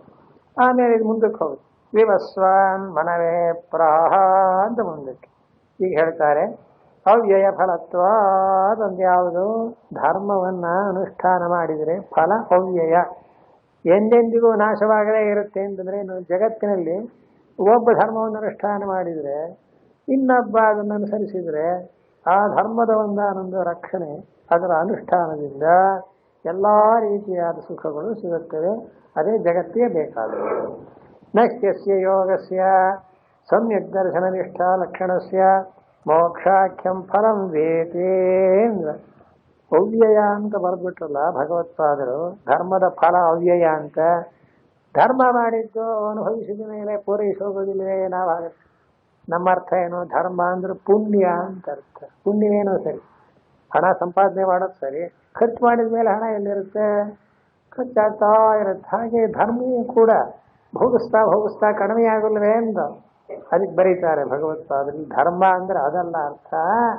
ಸಮ್ಯಕ್ ದರ್ಶನ ನಿಷ್ಠಾ ಲಕ್ಷಣಸ್ಯ, ಸಮ್ಯಕ್ ದರ್ಶನದಲ್ಲಿ ನೆಲೆ ನಿಲ್ಲುವುದು ಎಂಬ ವಸ್ತುವನ್ನು ನಾವು ಧರ್ಮ ಶಬ್ದದಿಂದ ಕರೆದಿದ್ದೇವೆ ಅಂತ ಬಹಳ ಎಚ್ಚರಿಕೆಯಿಂದ ನೋಡಬೇಕು. ಧರ್ಮ ಅನ್ನೋದು ಪರಮಾತ್ಮನಿಗೆ ಕೂಡ ಒಂದಾನೊಂದು ಹೆಸರು. ಆದ್ದರಿಂದ ಧರ್ಮವಿದುತ್ತಮಃ ಇಲ್ಲಿ ಹೇಳಿ ವಿಷ್ಣುದಾಸನಾಮದಲ್ಲಿ ಭಗವಂತನ ಹೆಸರು. ಆದ್ದರಿಂದ ಬರೀ ಧರ್ಮ ಅಂದ್ರೆ ಯಾವುದೋ ಒಂದು ಅನುಷ್ಠಾನ ಅಂತ ಸಂಕುಚಿತ ಅರ್ಥ ಮಾಡಬಾರದು. ಶಾಸ್ತ್ರ ಹೇಳುತ್ತೆ ಧರ್ಮ ವಿಶ್ವಸ್ಯ ಜಗತಃ ಪ್ರತಿಷ್ಠಾ. ಜಗತ್ತಿಗೆ ಆಧಾರ ಅಂದ್ರೆ ಯಾವ್ದಾಗಬೇಕು, ಅದು ಭಗವಂತನೇ. ಅದಕ್ಕೆ ಅಂತಾನೆ ಭಗವಂತ ಸಮ್ಯಕ್ ದರ್ಶನ ನಿಷ್ಠಾ. ಆ ಧರ್ಮದಲ್ಲಿಯೂ ಕೂಡ ಯಾವ ನಿವೃತ್ತಿ ಧರ್ಮವನ್ನ ಅತ್ಯಂತ ಮಿಗಿಲಾದದ್ದು ಅಂತ ಹೇಳಿದ್ದೇವೆಯೋ ಅದು ಜಗತ್ತಿಗೆ ಆಧಾರವಾಗಿರ್ತಕ್ಕಂಥದ್ದು. ಆದ್ದರಿಂದ ಧರ್ಮವನ್ನು ವಿಶ್ವಸ್ಯ ಜಗತಃ ಪ್ರತಿಷ್ಠಾ ಅಂದ್ರೆ ಈ ಅರ್ಥ. ಇದು ಅವ್ಯಯ ಅಂತ ನಾಶವಾಗತಕ್ಕಂಥದ್ದಲ್ಲ ಅಂತ ಬರೋದು. ಸಚ ವಿವಸ್ವ ಮುಂದಕ್ಕಾಯ್ತು.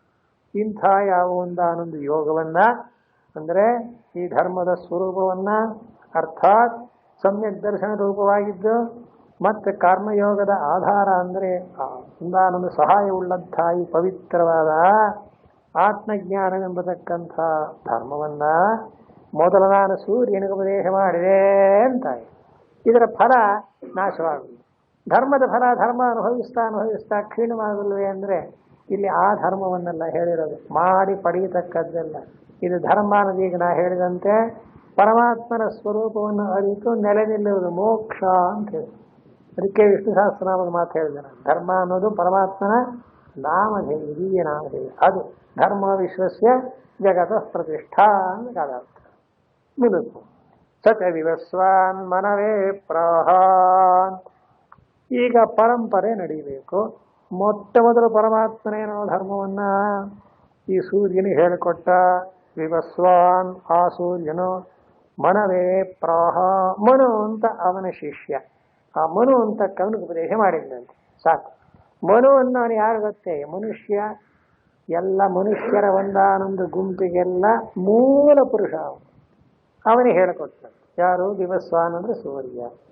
ಮನುವಿನಿಂದ ಮನುರಿಕ್ಷ್ವಾಕವೇ ಬ್ರವೀತ್. ಆ ಮನು ಅಂತಕ್ಕವನು ಇಕ್ಷ್ವಾಕು ಅಂತಕ್ಕಂಥ ಸೂರ್ಯ ವಂಶದ. ಎಷ್ಟು ಚೆನ್ನಾಗಿದೆ ನೋಡಿ. ನಮಗೊಂದು ಕಾವ್ಯ ಓದ್ರಿ, ಒಂದು ನಾಟಕ ಓದಿ, ವೇದಾಂತ ಕರ್ಕೊಂಡು ಹೋಗ್ತವೆ. ಯಾಕೆ ಈ ರಾಮನ ಚರಿತ್ರೆ? ರಾಮ ಯಾವ ವಂಶ? ಸೂರ್ಯವಂಶ. ಆ ಸೂರ್ಯ ಯಾರು? ಜ್ಞಾನಿ. ಅವನಿಗೆ ಉಪದೇಶ ಮಾಡಿದವರು ಯಾರು? ಭಗವಂತ ವಾಸುದೇವ.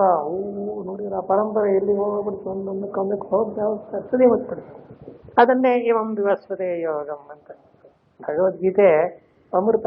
ಎಷ್ಟು ಸಲ ಕೇಳಿ, ಎಷ್ಟು ಅರ್ಥ ಮಾಡಿ, ಹಿಗ್ಗಿಸಿದಷ್ಟು ಹಿಗ್ತಾ ಇರುತ್ತೆ. ಆಯ್ತು, ಭಗವಂತ ಏನಂದ ನೋಡಯ್ಯ ಅರ್ಜುನ, ಇಂಥ ಪವಿತ್ರವಾದ ಈ ಒಂದಾನೊಂದು ಅಧ್ಯಾತ್ಮ ಯೋಗವನ್ನ ಸೂರ್ಯನಿಗೆ, ಸೂರ್ಯನಿಂದ ಮನುವಿಗೆ, ಮನುವಿನಿಂದ ಇಕ್ಷ್ವಾಕುವಿಗೆ ಅಂತ ಬಂತು. ಮುಂದಕ್ಕೆ ಏನಾಯ್ತು ಗೊತ್ತಾ? ಏವಂ ಪರಂಪರಾ ಪ್ರಾಪ್ತಂ. ಹೀಗೆ ಅವರಿಂದ ಅವರಿಗೆ ಅಂತ ಗುರು ಶಿಷ್ಯ ಭಾವದಿಂದ ನಡ್ಕೊಂಡ್ ಬಂತು. ಕೊನೆಯೇನಾಯ್ತು? ಏವಂ ಪರಂಪರಾ ಪ್ರಾಪ್ತಂ ಇಮಂ ರಾಜರ್ಷಯೋ ವಿದುಃ ಸಕಾಲೇನೇಹ ಮಹತ ಯೋಗೋ ನಷ್ಟ ಪರಂತಪ.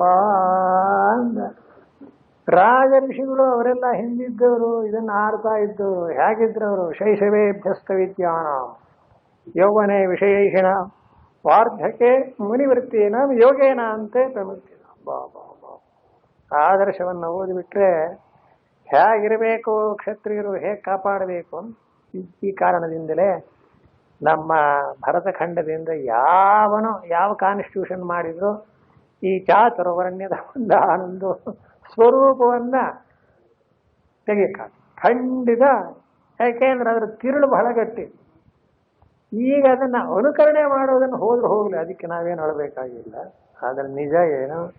ಆ ಒಂದಾನೊಂದು ಮನುಷ್ಯನ ಸ್ವಭಾವವನ್ನು ಅನುಸರಿಸಿ ಅವನ ಗುಣಗಳನ್ನು ನೋಡಿ ಸತ್ವ ರಜಸ್ಸು ತಮಸ್ಸು ಅಂತ ವಿಂಗಡ ಮಾಡಿ ಮುಂದೆ ಹೇಳ್ತಾನೆ ಭಗವಂತ.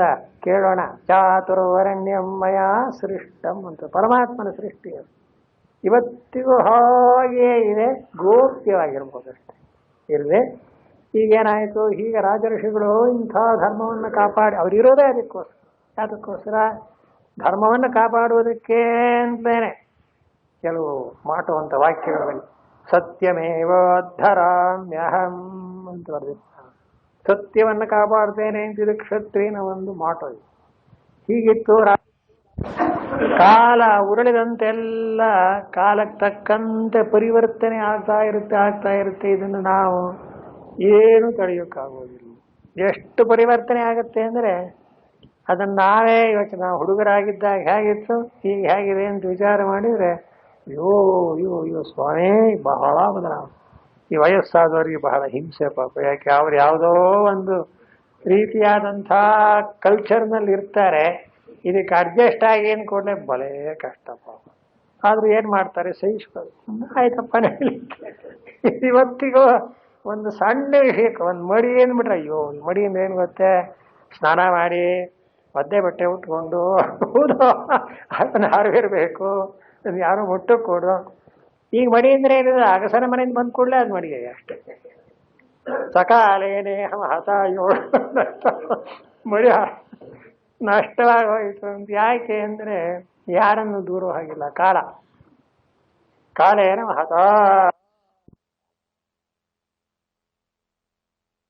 ಅದನ್ನು ಹಾರಿರಬೇಕು, ಯಾರು ಮುಟ್ಟು ಕೊಡು. ಈಗ ಮಡಿ ಅಂದರೆ ಅಗಸನ ಮನೆಯಿಂದ ಬಂದ ಕೂಡಲೇ ಅದು ಮಡಿಗೆ ಅಷ್ಟೇ. ಸಕಾಲೇನೇ ಹತಾಯೋ ಮಡಿ ನಷ್ಟವಾಗೋಯ್ತು ಅಂತ. ಯಾಕೆ ಅಂದರೆ ಯಾರನ್ನು ದೂರ ಹಾಗಿಲ್ಲ. ಕಾಲ ಏನೋ ಹತಾಂಗ ಯಾಕೆ ಹೇಳ್ತಾನೆ? ದುರ್ಬಲಾನಾಂ ಅಜಿತೇಂದ್ರಿಯಾನ್ ಪ್ರಾಪ್ಯ ನಷ್ಟಂ ಯೋಗಮಿಮಂ ಉಪಲಭ್ಯ. ಒಂದು ಶ್ಲೋಕಕ್ಕೆ ಇನ್ನೊಂದು ಶ್ಲೋಕಕ್ಕೆ ಆ ಸಂಬಂಧ ಬೈತಾರೆ ನೋಡಿ ಶಂಕರಾಚಾರ್ಯ. ಏನು ಚೆನ್ನಾಗಿರುತ್ತೆ. ಈಗ ನಷ್ಟವಾಯಿತು ಒಂದು ಸ್ವಲ್ಪ ಮುಂದಕ್ಕೆ ಅಂದ ಭಗವಂತ. ಸೇವಾಯಂ ಮಯಾ ತೇಜ್ಯ ಅಂತ ಶ್ಲೋಕ ಪ್ರಾರಂಭ ಆಗುತ್ತೆ. ಈ ಸಂಬಂಧ ಬರೀತಾರೆ ಕೇಳಿ. ಹೀಗೆ ದುರ್ಬಲರಾಗಿರ್ತಕ್ಕಂಥ ಜಿತೇಂದ್ರಿಯರಲ್ಲದೆ ಇರತಕ್ಕಂಥವರನ್ನ ಈ ಧರ್ಮ, ಈ ಯೋಗ ಅಂದರೆ ಆಶ್ರಯಿಸಿ ಅವರಿಗೆ ಇದನ್ನು ಕಾಪಾಡಲು ಧರ್ಮವನ್ನ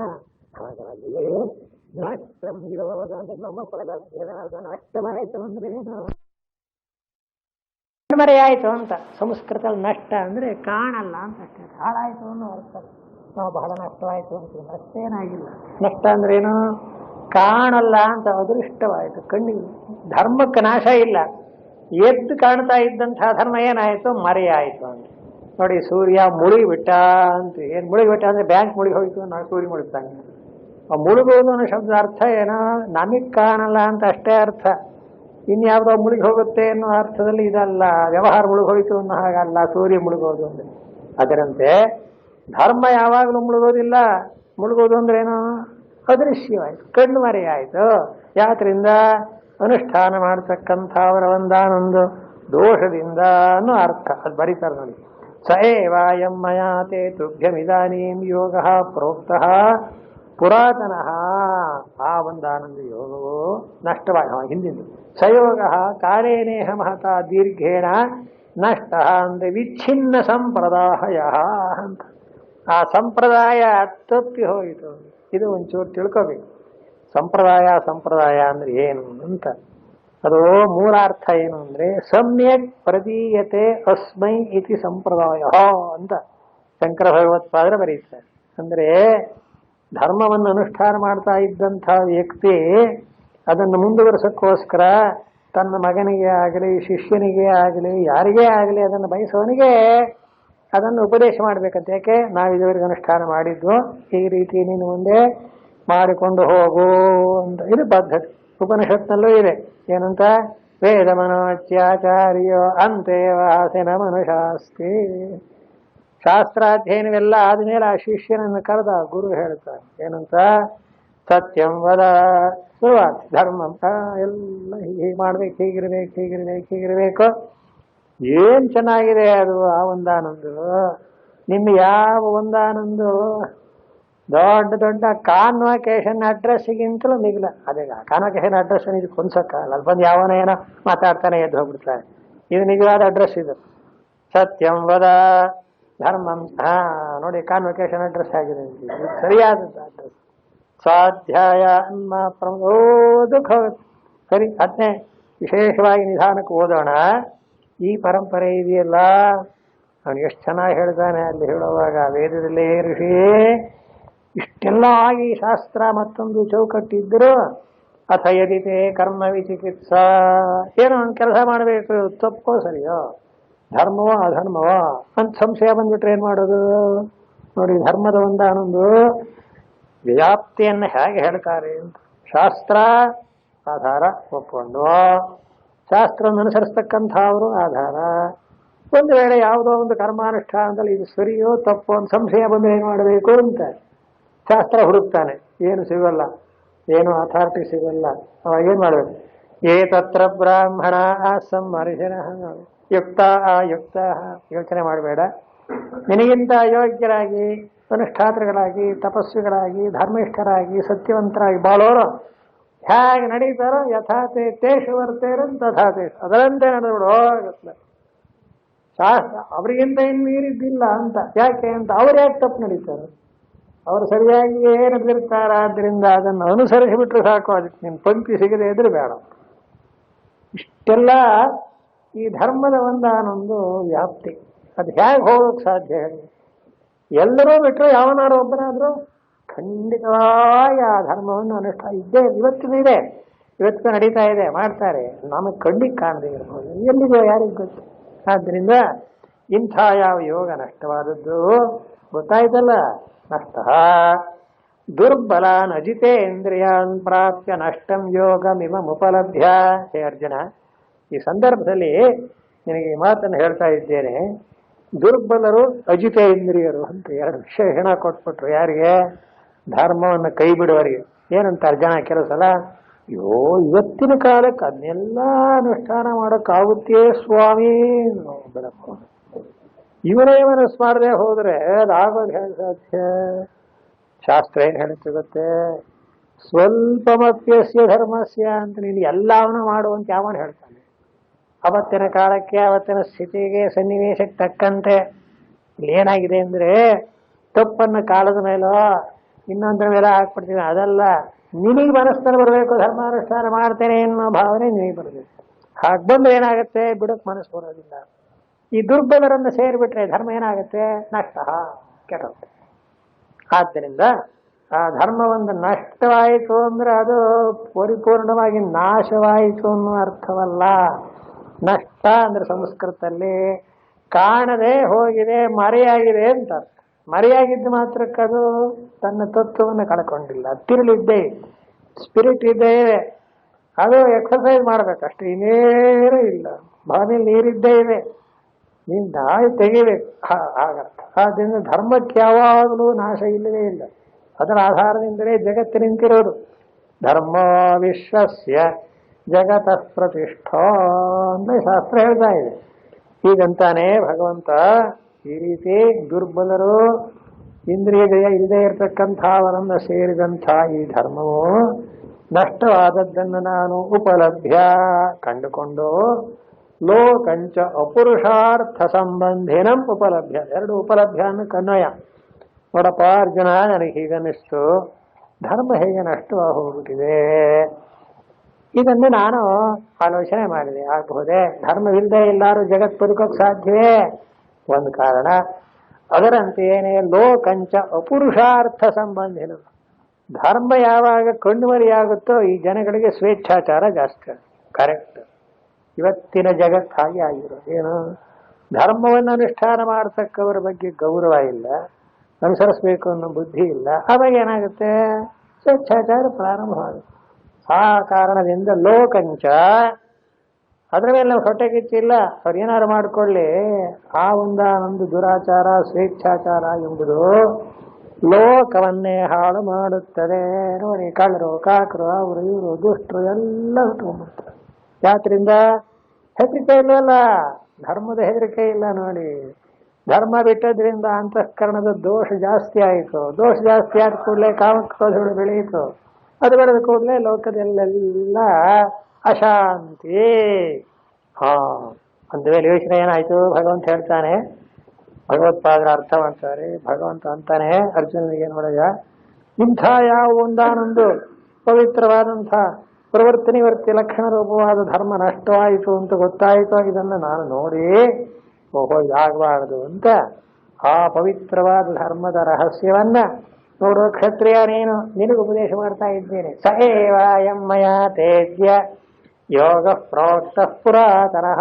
ಹೀಗೆ ಅತ್ಯಂತ ಪುರಾತನವಾಗಿ ಅನಾದಿ ಕಾಲದಿಂದ ಜಗತ್ತಿನ ಆಧಾರವಾಗಿದ್ದಂಥ ಧರ್ಮ ಈ ಯಾವ ಒಂದಾನೊಂದು ಕಾಲಮಹಿಮೆಯಿಂದ ನಷ್ಟವಾದದ್ದನ್ನು ಕಂಡು ಆ ಒಂದಾನೊಂದು ಯೋಗವನ್ನೇ ಇನ್ನೊಮ್ಮೆ ನಿನಗೆ ಹೇಳ್ತಾ ಇದ್ದೇನೆ. ಇದು ಹಳೆಯದೇ ಹೊರತು ಹೊಸದಲ್ಲ. ಪುರಾತನ, ಯಾವತ್ತಿಂದಿದೆ ಅಂದ್ರೆ ಇವತ್ತಿನ ಕಾಲದ್ದು. ಈಗಿನ ಕಾಲದ ಹಾಗೆ ಕಾನೂನುಗಳು ಮಾಡ್ತಾರೆ ನೋಡಿ, ಕಾನ್ಸ್ಟಿಟ್ಯೂಷನ್ ಮಾಡ್ತಾರೆ, ಸ್ವಲ್ಪ ಹೆಚ್ಚು ಅಮೆಂಡ್ಮೆಂಟ್ ಅಂತ ಮಾಡ್ತಿರೋದೇ ಅಮೆಂಡ್ಮೆಂಟ್, ಅದಕ್ಕೆ ಭದ್ರವಾದ ತಳಹದಿಯೇ ಇರೋದು. ಈ ಕಾಲಕ್ಕೆ ಹೀಗೆ, ಆ ಕಾಲಕ್ಕೆ ಹಾಗೆ ಅಂತ ಅದೇನು 6 ತಾಸು ಕಟ್ಟರೆ 10 ಕಡೆಗೆ 7 ಸಭೆ ಕಡೆಗೆ. ಯಾಕೆ ಪಾರ್ಲಿಮೆಂಟಲ್ಲಿ ಇರ್ತಾರೆ, ಯಾರು ಕೈ ಎತ್ತಾರೋ ಜಾಸ್ತಿ ಜನ ಕೈ ಬಿಟ್ಟು ಪಾಸ್ ಮಾಡಿ. ಅದು ಸರಿಯಾದ ಯಾರು ಯೋಚನೆ. ಹಾಗಾಗಿ ಪ್ರಪಂಚ ಎಲ್ಲ ಎಡಬಟ್ಟಾಗೋದು. ಇನ್ನು ಹೇಳ್ತಾರೆ ಹಾಗೆಲ್ಲ ಕೈ ಎತ್ತಿದ್ರೆ ನಡೆಯಲ್ಲ. ಏನಾಗಬೇಕದು, ಅನಾದಿ ಪರಂಪರೆಯಿಂದ ಬೆಳೆದುಕೊಂಡು ಬಂದಿರಬೇಕು. ನೋಡಿದ್ರ, ಅದಕ್ಕೆ ಏನಂತಾರೆ ಹಿಂದೆ ನಮ್ಮಲ್ಲಿ ಯಾವ ಒಂದಾನೊಂದು ಸಂಪ್ರದಾಯ ಅಂತ ಹಿಂದಿನಿಂದ ಆ ಪುರಾತನವಾದಂತಹ ಕ್ರಮದಲ್ಲಿ ಬಂದಿರಬೇಕು. ಈಗ ನೋಡು, ನಿನಗೆ ಹೇಳಿದಂಥ ಈ ಯಾವ ಕರ್ಮಯೋಗ ಧ್ಯಾನ ಯೋಗಗಳಿದೆಯೋ, ಜ್ಞಾನಯೋಗ ಇದೆಯೋ, ಜ್ಞಾನಯೋಗವೇ ಮುಖ್ಯ, ಕರ್ಮಯೋಗ ಅದಕ್ಕೆ ಆಧಾರ, ಒಂದಾನೊಂದು ಸಾಧನ. ಈ ಯಾವ ಸಾಂಖ್ಯ ಯೋಗ ಅಂತಕ್ಕಂಥ ಪವಿತ್ರವಾದ ಯೋಗವನ್ನ, ಅತ್ಯಂತ ಪುರಾತನವಾದದ್ದನ್ನ ಸ ಏವ, ಆ ಹಿಂದೇನಿತ್ತೋ ಅದನ್ನೇ. ಯಾಕೆ ಇದಕ್ಕೆ ಸನಾತನ ಧರ್ಮ ಅಂತ. ಸನಾತನ ಅಂದ್ರೆ ಅತ್ಯಂತ ಚಿರಂತನ, ಅತ್ಯಂತ ಹಳೆಯದು ಅಂತ ಇಂಗ್ಲಿಷಲ್ಲಿ ಹೇಳ್ತಾರೆ. Old is gold. OLD ಇದೆ, ಹಿಂಗಡೆ ಏನು ಸೇರಿಸಿ ಅದು ಯಾವತ್ತೂ ಗೋಲ್ಡ್. ಓಲ್ಡ್ ಈಸ್ ಗೋಲ್ಡ್ ಅಂತ ಖಂಡಿತ ಅದೇ ಧರ್ಮವನ್ನೇ ನಿನಗೆ ಹೇಳಿದ್ರು. ನೀನು ಭಗವದ್ಗೀತೆ ಅಂತೀವಲ್ಲ, ಬರೀ ಒಂದು ಪಾರಾಯಣ ಮಾಡಿರಿ ಏನು ಗೊತ್ತಾಗ್ತದೆ, ಇಷ್ಟು ಸಬ್ಜೆಕ್ಟ್ ಇದೆ ನೋಡಿದ್ರು. ಸೈವ ಅಂತಾರೆ ಭಗವಂತ, ಅದೇ ಯೋಗವನ್ನೇ ನಿನಗೆ. ಅದು ಹಳೆಯದಲ್ಲವೇ ಅಂದ್ರೆ ಹೌದೌದು, ಹಳೆಯದೇ ನಿಜವಾದಂತಹ ಒಂದಾನೊಂದು ಬೇರೆವಾದಕ್ಕದ್ದು. ಅದಕ್ಕೆ ಹಳೆಯದು ಹೊಸ್ತು ಅನ್ನೋ ಭಾವನೆ. ಕಾಲಾತೀತ, ದೇಶಾತೀತ, ಯಾವ ಒಂದಾನೊಂದು ವರ್ಣ ಆಶ್ರಮ ವಯಸ್ಸು ಅವಸ್ಥಾ ಅಂತಕ್ಕ ಚೌಕಟ್ಟುಗಳನ್ನು ಮೀರಿದ್ದು ಸಾರ್ವತ್ರಿಕ ಯಾವುದು ಧರ್ಮ. ಅದು ಯಾವ್ಯಾವ ರೂಪದಲ್ಲಿದೆ ಅನ್ನೋ ವಿಷಯ ಬೇರೆ, ಜಿಸ್ಟ್ ಮಾತ್ರ ಬದಲಾವಣೆ ಇಲ್ಲ. ಯಾವ್ದಾರು ಒಂದು ಸ್ವೀಟ್ ಸ್ಟಾಲ್ಗೆ ಹೋಗ್ಬಿಟ್ರೆ ಮಕ್ಳೇನು ಮಾಡ್ತಾರೆ, ಅಪ್ಪ ನಂಗೆ ಆ ಕೋಳಿ ಕೊಡಿಸೋ, ಈ ಕುರಿ ಕೊಡಿಸೋ ಅಂತ ಅದು ಏನೇನೋ ಬೇರೆ ಬೇರೆ ರೂಪದಲ್ಲಿ ಅದನ್ನು ಅಚ್ಚುದಿಟ್ಟಿರ್ತಾನೆ. ಅವನಿಗೇನಾಗಬೇಕಾಗಿದೆ ಅಂಗಡಿಯವನಿಗೆ, ಅವನ ದೃಷ್ಟಿಯಲ್ಲಿ ಎಲ್ಲ ಸಾಕ್ರೆ ತೂಕ ಕೆಡ್ತಾನೆ ಕೊಡು. ಮಕ್ಕಳಿಗೆ ಮಾತ್ರ ನಾಮರೂಪಗಳಲ್ಲಿ ಆಸೆ ಇರುತ್ತೆ. ಹಾಗೆ ನಾಮರೂಪಗಳನ್ನು ಒಂದಾನೊಂದು ಗುರಿ ಇಟ್ಕೊಂಡೆಲ್ಲ ನೋಡಬೇಕು ನಿಜ ಏನು. ಅದರಂತೆ ಯೋಗವು ಕೂಡ ಇಡೀ ಜಗತ್ತಿನ ಆಧಾರವಾದಂತಹ ಧರ್ಮವಾಗಿದ್ದು ಅದನ್ನೇ ನಷ್ಟವಾಯಿತು ಅಂದ್ರೆ ಕಣ್ಮರೆಯಾದದ್ದನ್ನ ಪುನಃ ಇನ್ನೊಮ್ಮೆ ನಿನಗೆ ಈಗ ಹೇಳಿದ್ದೇನೆ. ಸೈವ ತುಭ್ಯಮಿದಾನೀಂ ಯೋಗ ಪ್ರೋಕ್ತಃ ಪುರಾತನಃ. ಪುರಾತನ ಅಂದ್ರೆ ಚಿರಂತನ, ಅತ್ಯಂತ ಹಳೆಯದು. ಅಂದ್ರೆ ಹಳೆಯದು ಅನ್ನೋದಕ್ಕೆ ನಾವು ತಪ್ಪರ್ಥ ಮಾಡಬಾರ್ದು, ಅದು ತುಂಬಾ ಬೆಲೆ. ಯಾಕೆ ಅಂತ, ಅಲ್ಲಿಂದ ಇಲ್ಲಿವರೆಗೂ ತಾನು ಬದುಕಿದೆ ಅಂದ್ರೆ ಅದೇ ನಿಜವಾದ. ಅದು ಯಾವತ್ತೂ ಹಳೇದು ಆಗೋಲ್ಲ, ಹೊಸದು ಆಗೋಲ್ಲ. ಒಂದು ವೇಳೆ ಹಳೇದು ನೀವಂದ್ರೆ ನಾವೇನಂತೀವಿ, ಇವತ್ತಿಗೆ ಅದು ಹೊಸದಿಲ್ಲ, ನವೋ ನವೋ ಭವತಿ ಅಂತ. ಅದು ಯಾವಾಗಲೂ ಚಿರಂತನವಾದದ್ದು ಅನ್ನೋ ಅರ್ಥ. ಇದಾನೇನು ಪುರಾತನ. ಎಷ್ಟೋ ಸರ್ತಿ ಹಳೇದೆಲ್ಲ ಬೇಡ ಹೊಸ್ತು ಮಾಡ್ತೀವಿ ಅಂತ. ಹಾಗಾದ್ರೆ ಒಂದು ಪ್ರಶ್ನೆ ಕೇಳೋಣ. ಮನುಷ್ಯನ ದೇವರು ಸೃಷ್ಟಿ ಮಾಡಿದ್ದಾನೆ, ಕಣ್ಣಿಂದ ನೋಡು, ಕಿವಿಯಿಂದ ಕೇಳು, ಕೈಯಿಂದ ಊಟ ಮಾಡು. ಸ್ವಾಮಿ ಇನ್ನು ಮೇಲೆ ಬದಲಾಯಿಸ್ಕೊಡೋಣ ಅಂತ ಹೇಳು. ಕಣ್ಣಿನಿಂದ ನೋಡೋ ಬಂದು ಅದರಲ್ಲೇ ಊಟ ಮಾಡು. ಸ್ವಾಮಿ ಹಳೇದಲ್ಲಿ ನಮ್ಮ ಅಪ್ಪ ಅಜ್ಜ ಮಾಡಿದ್ದು, ಯಾವನೇನು ಮಾಡಿದ್ರು ಊಟ ಮಾಡೋನು ಕೈಯಿಂದೇ ಮಾಡಬೇಕು, ಕಣ್ಣಿಂದೇ ನೋಡಿ. ಇವತ್ತು ಹಳೇದೇ ಹೇಳ್ತಾ ಇದ್ದೀರಲ್ಲ, ಇನ್ನೇನು ಮಾಡೋದು, ಹಳೇದೇ ಅದು ನಿತ್ಯ ನೂತನ. ಅದನ್ನು ಹೇಗೆ ಬದಲಾಯಿಸೋಕ್ಕಾಗತ್ತೆ? ಎಷ್ಟರ ಮಟ್ಟಿಗೆ ಅಂತೀರಿ? ಬಲಗೈನಲ್ಲಿ ಊಟ ಮಾಡಬೇಕು ಅಂತ ಶಾಸ್ತ್ರ ಹೇಳಿದ ಮೇಲೆ ಎಡಗೈನಲ್ಲಿ ಊಟ ಮಾಡೋದು ಸಾಧ್ಯ? ಏನೋ ಕೈ ಕಳ್ಕೊಂಡು ಒಂದು ವಿಷಯ ಬೇರೆ. ಇವತ್ತಿಗೆ ಏನು ಮಾಡ್ತಾರೆ, ಪ್ರತಿಯೊಂದು ಕಾರ್ಮಕ್ಕೂ ಬಲಗೈ ಹಾಕು. ಪುರೋಹಿತ ಹೇಳ್ತಾ ಇದ್ದ, ನೋಡಮ್ಮ ಮದುವೆ ಗಂಡು ಹೆಣ್ಣು ಗಂಡನಿಗೆ ಕುಂಕುಮ ಇಡು ಜ್ಞಾಪಿಸಿದ್ರು, ಎಡಗೈ ಹಾಕಿ ಅಜೋಪಾನ ಅಂತ. ಹಾಕೋಲ್ಲ ಯಾರು. ಕುಂಕುಮ ಇಡ್ಬೇಕಾದ್ರೆ ಯಾವ ಕೈಲಿ ಇರ್ತಾರೆ ಹೇಳಿ ನೋಡಬೇಕು?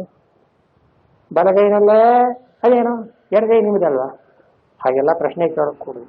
ಏನು ಮಾಡಬೇಕು ನೋಡಿ. ಆ ಒಂದಾನೊಂದು ಚಿರಂತನವಾದ ಸಂಪ್ರದಾಯ ಇದೆಯಲ್ಲ, ಕಿತ್ತಾಕಿ ನೋಡ, ಮರೆಯಾಗಿರಬಹುದಷ್ಟೇ. ಅದೇ ಭಗವಂತ ಹೇಳ್ತಾರೆ, ಧರ್ಮ ಹೋಗಿಲ್ಲ, ಮರೆಯಾಗಿದೆ.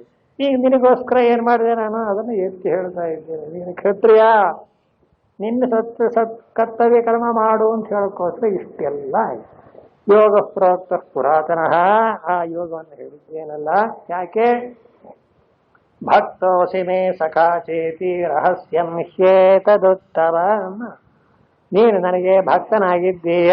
ನೋಡಿ, ಯಾರೇ ಜ್ಞಾನಿಗಳು ಉಪದೇಶ ಮಾಡಬೇಕಾದ್ರೆ ಶಿಕ್ಷಕರಿಗೆಲ್ಲ ಮಾಡಲ್ಲ, ಅವರಿಗೆ ಪ್ರೀತಿ ಇರಬೇಕು. ಇವನು ಯೋಗ್ಯ, ಇವನಿಗೆ ಕೊಟ್ರೆ ಕೃತಾರ್ಥರಾಗ್ತಾನೆ ಅನ್ನೋ ಭಾವನೆ ಇದ್ರೆ ಮಾತ್ರ ವಿದ್ಯೆಯನ್ನು ಹಾಗೇನೆ ಕೊಡಬೇಕು. ಆ ವಿದ್ಯೆ ಹೋಗಿ ಹೇಳ್ತಂತೆ. ಮನುಸ್ಮೃತಿಯಲ್ಲಿ ಒಂದು ವಾಕ್ಯ ಬರೀತಾರೆ, ವಿದ್ಯಾ ಬ್ರಾಹ್ಮಣಮೇತ್ಯಾಹ. ತೆಗೆದು ನೋಡಿ ಮನುಸ್ಮೃತಿ.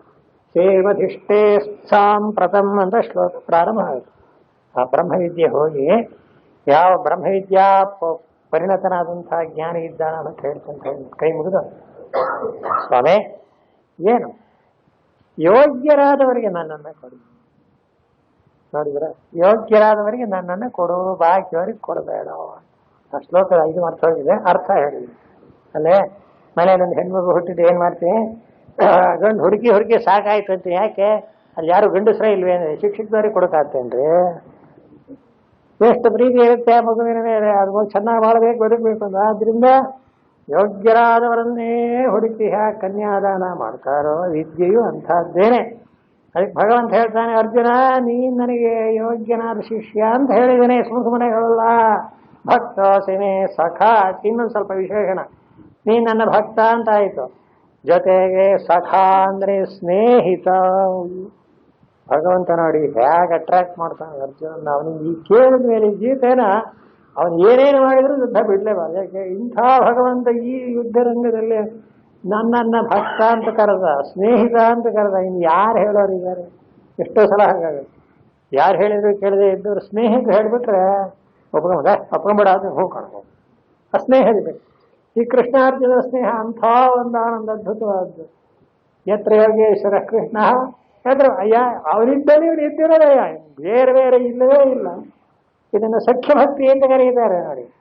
ಹೀಗೆ ನೋಡಿ, ನನಗೆ ಸಖಾ ನೀನು ಸ್ನೇಹಿತನಾಗಿದ್ದೀಯಾ, ಆದ್ದರಿಂದಲೇ ರಹಸ್ಯಂ ಹ್ಯೇತದುತ್ತಮ, ಇಂಥ ರಹಸ್ಯವಾದಂಥ ತತ್ವವನ್ನ ನಿನಗೆ ಹೇಳಿದ್ದೇನೆ ಎಂಬುದಾಗಿ. ಎಷ್ಟು ಭಗವದ್ಗೀತೆ ಏನು ಆನಂದವಾಗಿ ಎರಡು ಹೇಳ್ದಾಗ ಕೂತಿದ್ರಿ. ಇನ್ನೊಂದು ಗಂಟೆ ಹೇಳಿದ್ರು ನೀವು ಎದ್ದು ಹೋಗಲ್ಲ, ನಾನು ಹೇಳಲ್ಲ. ಆದ್ರೆ ಗಡಿಯಾರ ನಮಗೆ ಭಕ್ತೋ ಸಿಮೇ ಸಖಾಚೇತಿ ರಹಸ್ಯಂ ನಿಶ್ಚೇತದತ್ತಮಂ. ಇಲ್ಲಿ ಭಗವಂತನ ವಾಕ್ಯ ಮುಗಿಯಿತು. ಅರ್ಜುನ ವಾಚ, ವಿಷಯ ಬೇರೆ, ಪ್ರಕರಣವೇ ಬೇರೆ ಇದೆ. ಅಪರಂ ಭವತೋ ಜನ್ಮ ಪರಂ ಜನ್ಮ ವಿವಸ್ವತಃ ಕಥಮೇತದ್ವಿಜಾನೀಯಾಂ ಸಮಾದೌ ಪ್ರೋಕ್ತವಾನಿತಿ. ಹರಿ ಓಂ. ಉವಾಚ ಅಪರಂ ಭವತೋ ಜನ್ಮ ಪರಂ ಜನ್ಮ ವಿವಸ್ವತಃ ಕಥಮೇತದ್ವಿಜಾನೀಯಾಂ ಸಮಾದೌ ಪ್ರೋಕ್ತವಾನಿತಿ. ಶ್ರೀಮದ್ ಭಗವದ್ಗೀತೆಯ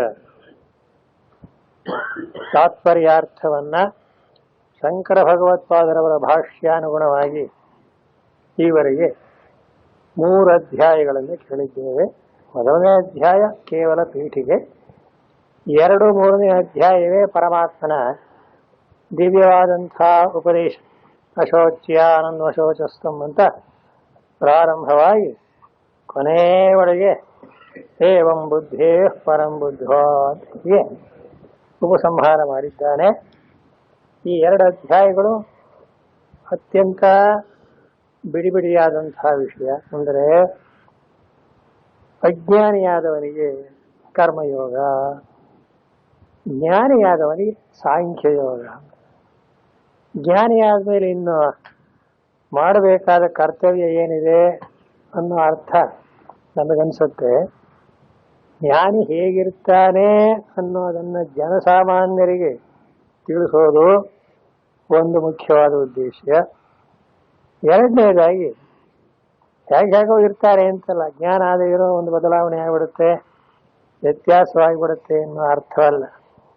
ಮೂಗಿನ ಕೆಳಗೆ ಬಾಯಿ ಇದೆ ಅಂದರೆ ಜ್ಞಾನ ಆದ್ಮೇಲೆ ಬಾಯಿನ ಕೆಳಗೆ ಮೂಗಾಗುತ್ತೆ, ಹಾಗೆಲ್ಲ ಯಾವುದೇ ರೀತಿಯಾದ ಬದಲಾವಣೆ ಆಗುತ್ತೆ ಅನ್ನೋ ಅರ್ಥವಲ್ಲ.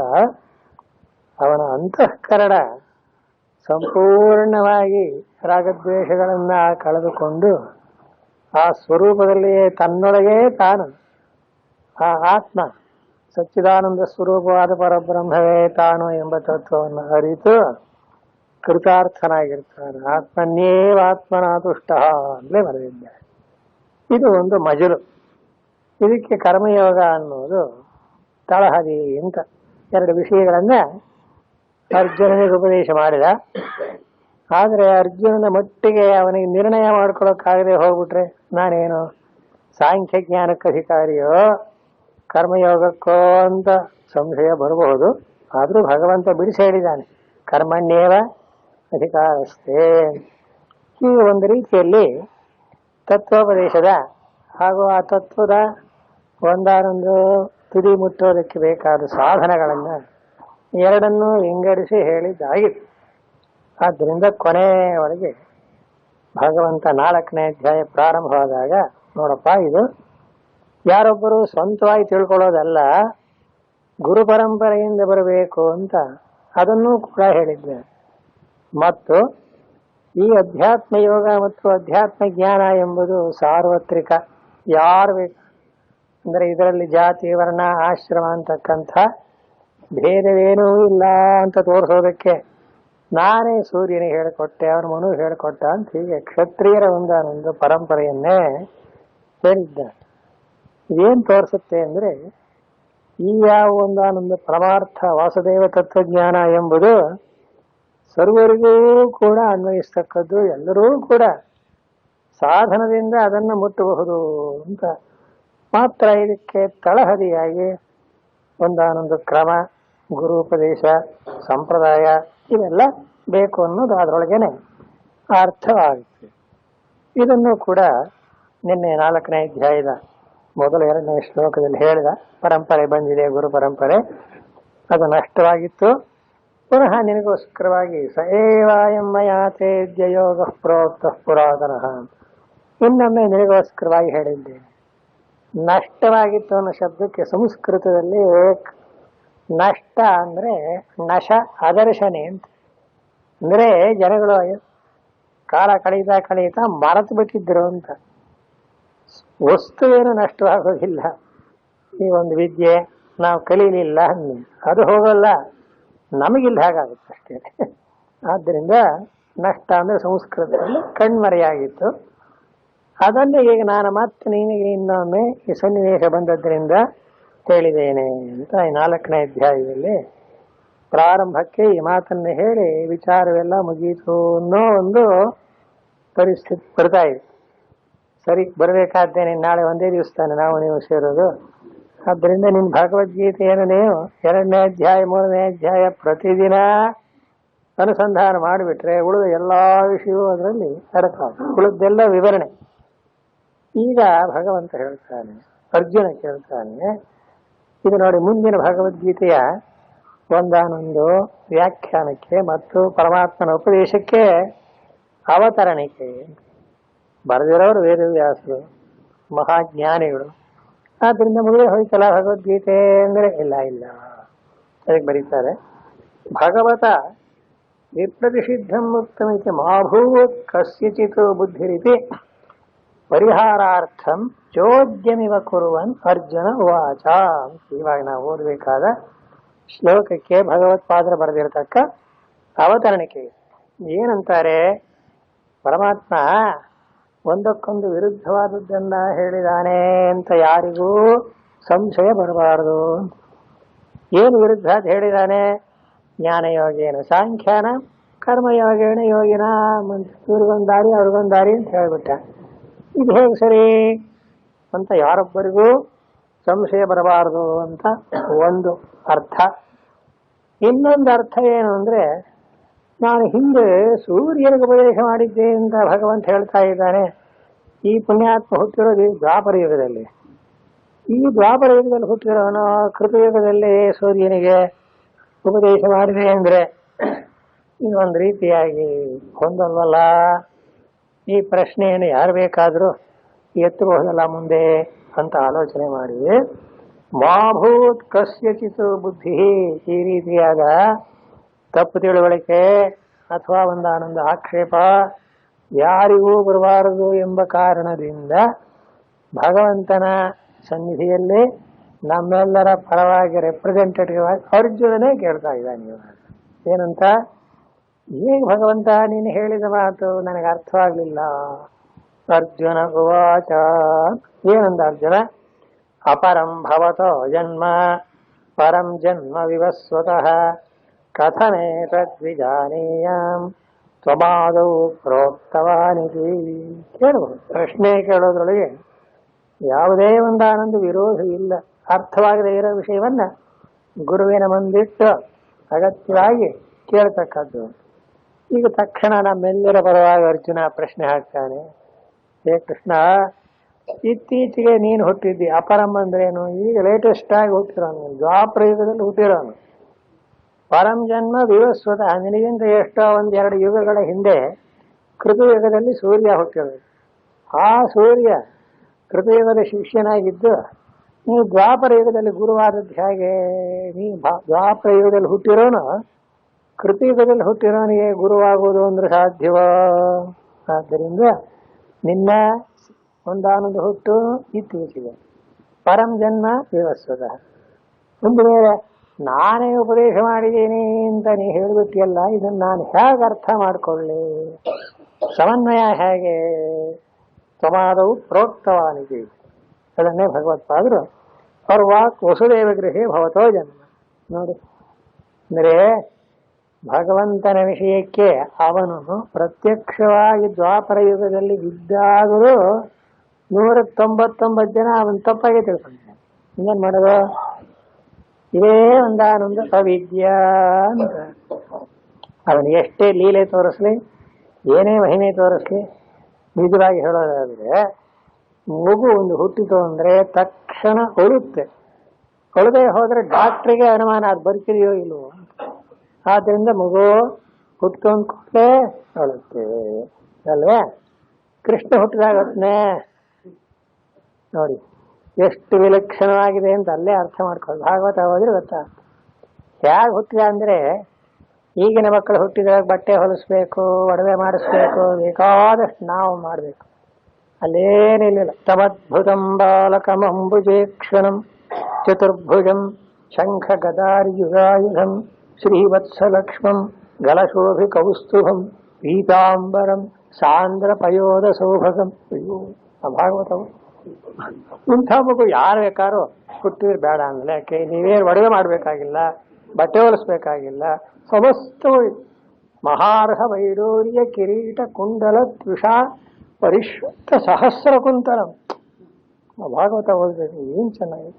ಅತ್ಯಂತ ಬೆಲೆ ಬಾಳತಕ್ಕಂಥ ವಜ್ರದ ಕುಂಡಲಗಳನ್ನೆಲ್ಲ ಧರಿಸಿ ಕಿರೀಟವನ್ನು ಧರಿಸಿ ಚತುರ್ಭುಜನಾಗಿ ತೋರ್ಕೊಳ್ತಾ ಇದ್ದಾನಂತೆ. ವಿರೋಚಮಾನಂ ವಸುದೇವ ಐಕ್ಷತಾ. ವಸುದೇವ ನೋಡ್ತಾನಂತೆ. ಏನಪ್ಪ ಇದು ಪರಮಾತ್ಮನ ದಶಾವತಾರಗಳಲ್ಲಿ ಕೃಷ್ಣಾವತಾರಗಳು. ಅದಕ್ಕೆ ಅಂತಾರೆ ತೇ ಅಂಶಕಲಾ ವಿಷ್ಣೋ ಕೃಷ್ಣಸ್ತು ಭಗವಾನ್ ಸ್ವಯಂ ಅಂತಾರೆ ಜ್ಞಾನಿಗಳು. ಬಾಕಿ ಮತ್ಸ್ಯಾದಿ ದಶಾವತಾರಗಳೆಲ್ಲ ಪರಮಾತ್ಮನ ಒಂದೊಂದು ಒಂದೊಂದು ಅಂಶ, ಒಂದು ಭಾಗ. ಕೃಷ್ಣ ಅಂದ್ರೆ ಯಾರು? ಭಗವಾನ್ ಪರಮಾತ್ಮನೇ ಸಂಪೂರ್ಣವಾಗಿ ಶಂಖಚಕ್ರ ಗದಾಧಾರಿಯಾಗಿ ವೈಕುಂಠವೇನಿದ್ದಾನ ಅವನ ಪೂರ್ಣವಾದಂಥ ಪೂರ್ಣಾವತಾರ ಅಂತ ಆ ಕೃಷ್ಣ ಭಗವಂತನ ಸ್ವರೂಪ. ಇವೆಲ್ಲ ಪಾಪ ಅರ್ಜುನಿಗೆ ಹೇಗೆ ಅರ್ಥ ಆಗಬೇಕು, ಅದಕ್ಕೋಸ್ಕರ ನಾವೆಲ್ಲ ಪ್ರಶ್ನೆ ಕೇಳೋ ಹಾಗೇನೆ ಅಪರಂ ಭವತೋ ಜನ್ಮ ಪರಂ ಜನ್ಮ ವಿವಸ್ವತಃ ಅಂತ. ಇತ್ತೀಚೆಗೆ ನೀನು ವಸುದೇವನ ಮನೆ ಒಳಗೆ ಈ ದ್ವಾಪರ ಯುಗದಲ್ಲಿ ಹುಟ್ಟಿರೋನು, ಸೂರ್ಯ ಅನ್ನೋನು ಕೃತಯುಗದವನು, ನಾನು ಇಂಥ ನೀನು ಅವನಿಗೆ ಉಪದೇಶ ಮಾಡಿದೆ ಅಂದ್ರೆ ನಾನೇನು ಅರ್ಥ ಮಾಡಲಿ, ಇದಕ್ಕೆ ಸಂಶಯ ಬಂತಲ್ಲ ಅಂತ. ಮುಂದಕ್ಕೆ ಶ್ರೀ ಭಗವಾನುವಾಚ. ಆಗ ಭಗವಂತ ಉತ್ತರ ಹೇಳಿದಾನಂತ. ಬಹೂನಿ ಮೇ ವ್ಯತೀತಾನಿ ಜನ್ಮಾನಿ ತವ ಚಾರ್ಜುನ ತಾನ್ಯಹಂ ವೇದ ಸರ್ವಾಣಿ ನ ತ್ವಂ ವೇತ್ಥ ಪರಂತಪ. ಅದಕ್ಕೆ ಭಗವತ್ಪಾದರ ಅವತರಣಿಕೆ ಯಾ ವಾಸುದೇವೇ ಅನೀಶ್ವರ ಅಸರ್ವಜ್ಞ ಆಶಂಕಾ ಮೂರ್ಖಾಣಾಂ. ಅಯ್ಯಪ್ಪ, ಮೂರ್ಖ ಅಂತಲೇ ಅರ್ಜುನನ್ನೇ ಬೈದುಬಿಟ್ರು ಶಂಕರಾಚಾರ್ಯರು.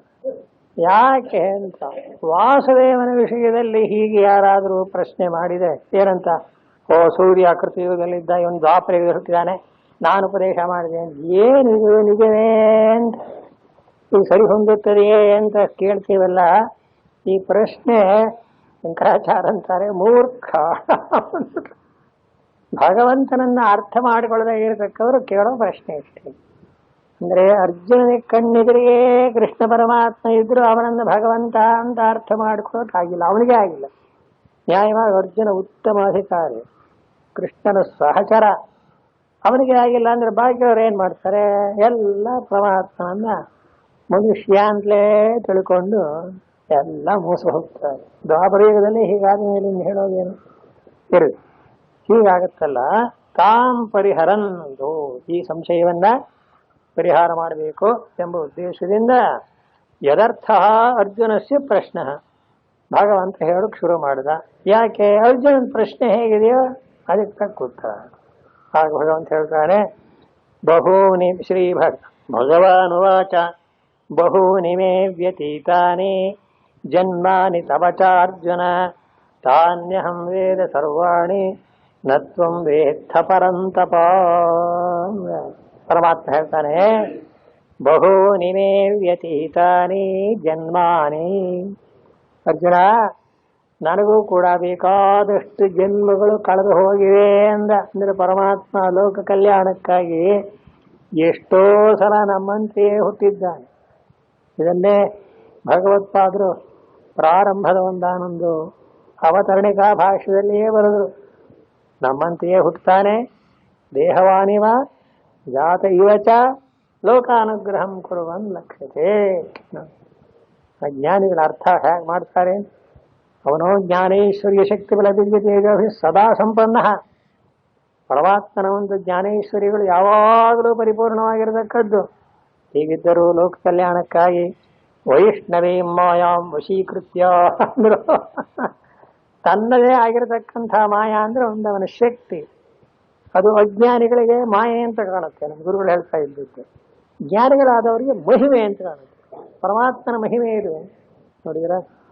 ಮಾಯಾ ಮಹಿಮಾ ಅನ್ನೋದು ಮಕಾರದಿಂದಲೇ ಪ್ರಾರಂಭವಾದರೂ ನಮಗೆ ಯಾಕೆ ಭಗವಂತನ ಮಾಯೆ ಆಗಿದೆ ಅಂದ್ರೆ ನಾವು ನೋಡೋ ಕಣ್ಣು ಹುಟ್ಟಿದಾನೆ ಅಂತ ಕೇಳಲಿಲ್ವೇ? ಇದೇ ಬಹಿರ್ದೃಷ್ಟಿ.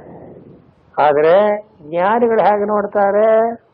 ಆ ಪರಮಾತ್ಮ ಅಂದ್ರೆ ಜ್ಞಾನ ಶಕ್ತಿ ಬಲ ಐಶ್ವರ್ಯ ಸಕಾಲ ಸಂಪನ್ನನಾಗಿದ್ದಾನೆ, ಅವನಿಗೆ ಹುಟ್ಟು ಗಿಟ್ಟು ಏನು ಇಲ್ಲ. ಅದಕ್ಕೆ ಭಗವತ್ಪಾದರು ಏನಂದ್ರು, ತನ್ನದೇ ಆಗಿರ್ತಕ್ಕಂಥ ಒಂದು ಮಾಯೆಯನ್ನ ಮೆಲ್ಲಗೆ ಸ್ವೀಕಾರ ಮಾಡಿ ಆ ಮೂಲಕ ಲೋಕದ ಜನಗಳಿಗೆ ತಾನು ಹುಟ್ಟಿದಂತೆ ದೇಹವಾನಿವ ಶರೀರವುಳ್ಳವನಂತೆ ಜಾತ ಇವ ಹುಟ್ಟಿದಂತೆ ಕಾಣಿಸಿಕೊಳ್ಳುತ್ತಾನೆ. ಲೋಕಾನುಗ್ರಹಂ ಕೊರುವ. ಹೇಗೊಂದು ನಾಟಕ ಆಡ್ತಾ ಇರುವಾಗ ಒಂದಾನೊಂದು ಮಗು ಹುಟ್ಟು ಅಂದ್ಬಿಟ್ಟು ಏನು ನಾಟಕದಲ್ಲಿ ಹುಟ್ಟುತ್ತೆ, ಹಾಗೆ ಒಂದಾನೊಂದು ಅಭಿನಯ. ಪರಮಾತ್ಮನಿಗೆ ಇಡೀ ಜಗತ್ತೇ ಒಂದಾನೊಂದು ಅಭಿನಯ ಅಷ್ಟೆ. ಅದಕ್ಕೆ ಭಗವಂತನ ಏನ್ಬೇಕು, ಮಾಯಾವಿ ಅಂತ ಕೂಡ ಕರೀತಾರೆ. ಯಾಕೆ? ಆ ಮಾಯಾವಿ ಹೇಗೆ ಬೇರೆ ಬೇರೆ ಬೇರೆ ರೂಪಗಳನ್ನು ಧರಿಸ್ತಾನೋ ಹಾಗೆ ಭಗವಂತನು ಯಾವ ವಿಕಾರವೂ ಇಲ್ಲದೆ ಯಾವ ಬದಲಾವಣೆಯೂ ಇಲ್ಲದೆ ತನ್ನನ್ನೇ ತಾನು ಜನಗಳಿಗೆ ಈ ರೀತಿ ಆಯಾ ಯುಗಗಳಲ್ಲಿ ಭಕ್ತಾನುಗ್ರಹಕ್ಕೋ ದುಷ್ಟ ನಿಗ್ರಹಕ್ಕೋ ತೋರ್ಕೋತಾನೆ. ಇಷ್ಟೇ ಹೊರತು ಅವನಿಗೆ ಮುಂದೆ ಬರುತ್ತೆ. ಇಷ್ಟೆಲ್ಲ ಪರಮಾತ್ಮ ಅವತಾರ ಮಾಡಿ ಅವನಿಗೆ ಏನೇ ಕರ್ತವ್ಯವನ್ನು ಮಾಡಿದರೋ ಅವನಿಗೆ ಯಾವ ಒಂದಾನೊಂದು ಪಾಪವೂ ಇಲ್ಲ, ಪುಣ್ಯವೂ ಇಲ್ಲ, ರಾಗವೂ ಇಲ್ಲ, ದ್ವೇಷವೂ ಇಲ್ಲ, ಎಲ್ಲವನ್ನೂ ಇದಿಷ್ಟು ಮಾಯೆ. ಹೀಗೆ ಭಗವಂತ ಉತ್ತರ ಹೇಳೋಕ್ಕೋಸ್ಕರ ಅಂತಾನೆ ಬಹೂನಿ ಮೇ ವ್ಯತೀತಾನಿ. ಹೌದಪ್ಪ ಅರ್ಜುನ, ನೀ ಕೇಳಿದ ಪ್ರಶ್ನೆಯೇನೋ ಸಮಂಜಸವಾಗಿದೆ ನಿನ್ನ ದೃಷ್ಟಿಯಿಂದ. ನೋಡು, ನೀನು ಎಷ್ಟೋ ಸಲ ಹುಟ್ಟಿದೆಯಾ, ನಾನು ಹುಟ್ಟಿದ್ದೀನಿ. ನನಗೂ ಬೇಕಾದಷ್ಟು ಜನ್ಮಗಳು ಕಳೆದಿದೆ, ನಿನಗೂ ಕಳೆದಿದೆ. ಆದರೆ ತಾನ್ಯಹಂ ವೇದ ಸರ್ವಾಣಿ, ತಾನಿ ಅಹಂ ವೇದ ಜಾನೇ ಸರ್ವಾಣಿ. ಆದ್ರೆ ನಂಗೂ ನೀವು ಏನು ವ್ಯತ್ಯಾಸ ಅಂದ್ರೆ, ನಾನು ಎಷ್ಟೆಷ್ಟು ಜನ್ಮಗಳನ್ನ ಅಂದ್ರೆ ಅವತಾರಗಳನ್ನ ಮಾಡಿದ್ದೇನೆ ಅದೆಲ್ಲವೂ ನನಗೆ ಗೊತ್ತಿದೆ ಅಂದ. ನೋಡಿ, ಸರ್ವಜ್ಞ ಅಂದ್ರೆ ಇದಕ್ಕೆ ಅರ್ಥ. ನಮಗೆ ನತ್ವಂ ವೇತ್ತ ಪರಂತಪ, ನಿನಗೆ ಗೊತ್ತಿಲ್ಲ. ಜನ್ಮಾಂತರದ್ದು ಗೊತ್ತಿಲ್ಲದೆ ಇದ್ರೆ ಹೋಗ್ಲಿ, ಈ ಜನ್ಮದಲ್ಲೇ ನಾವು ಮಾಡಿರೋದು ಎಷ್ಟೋ ಮಾಡ್ತದೆ.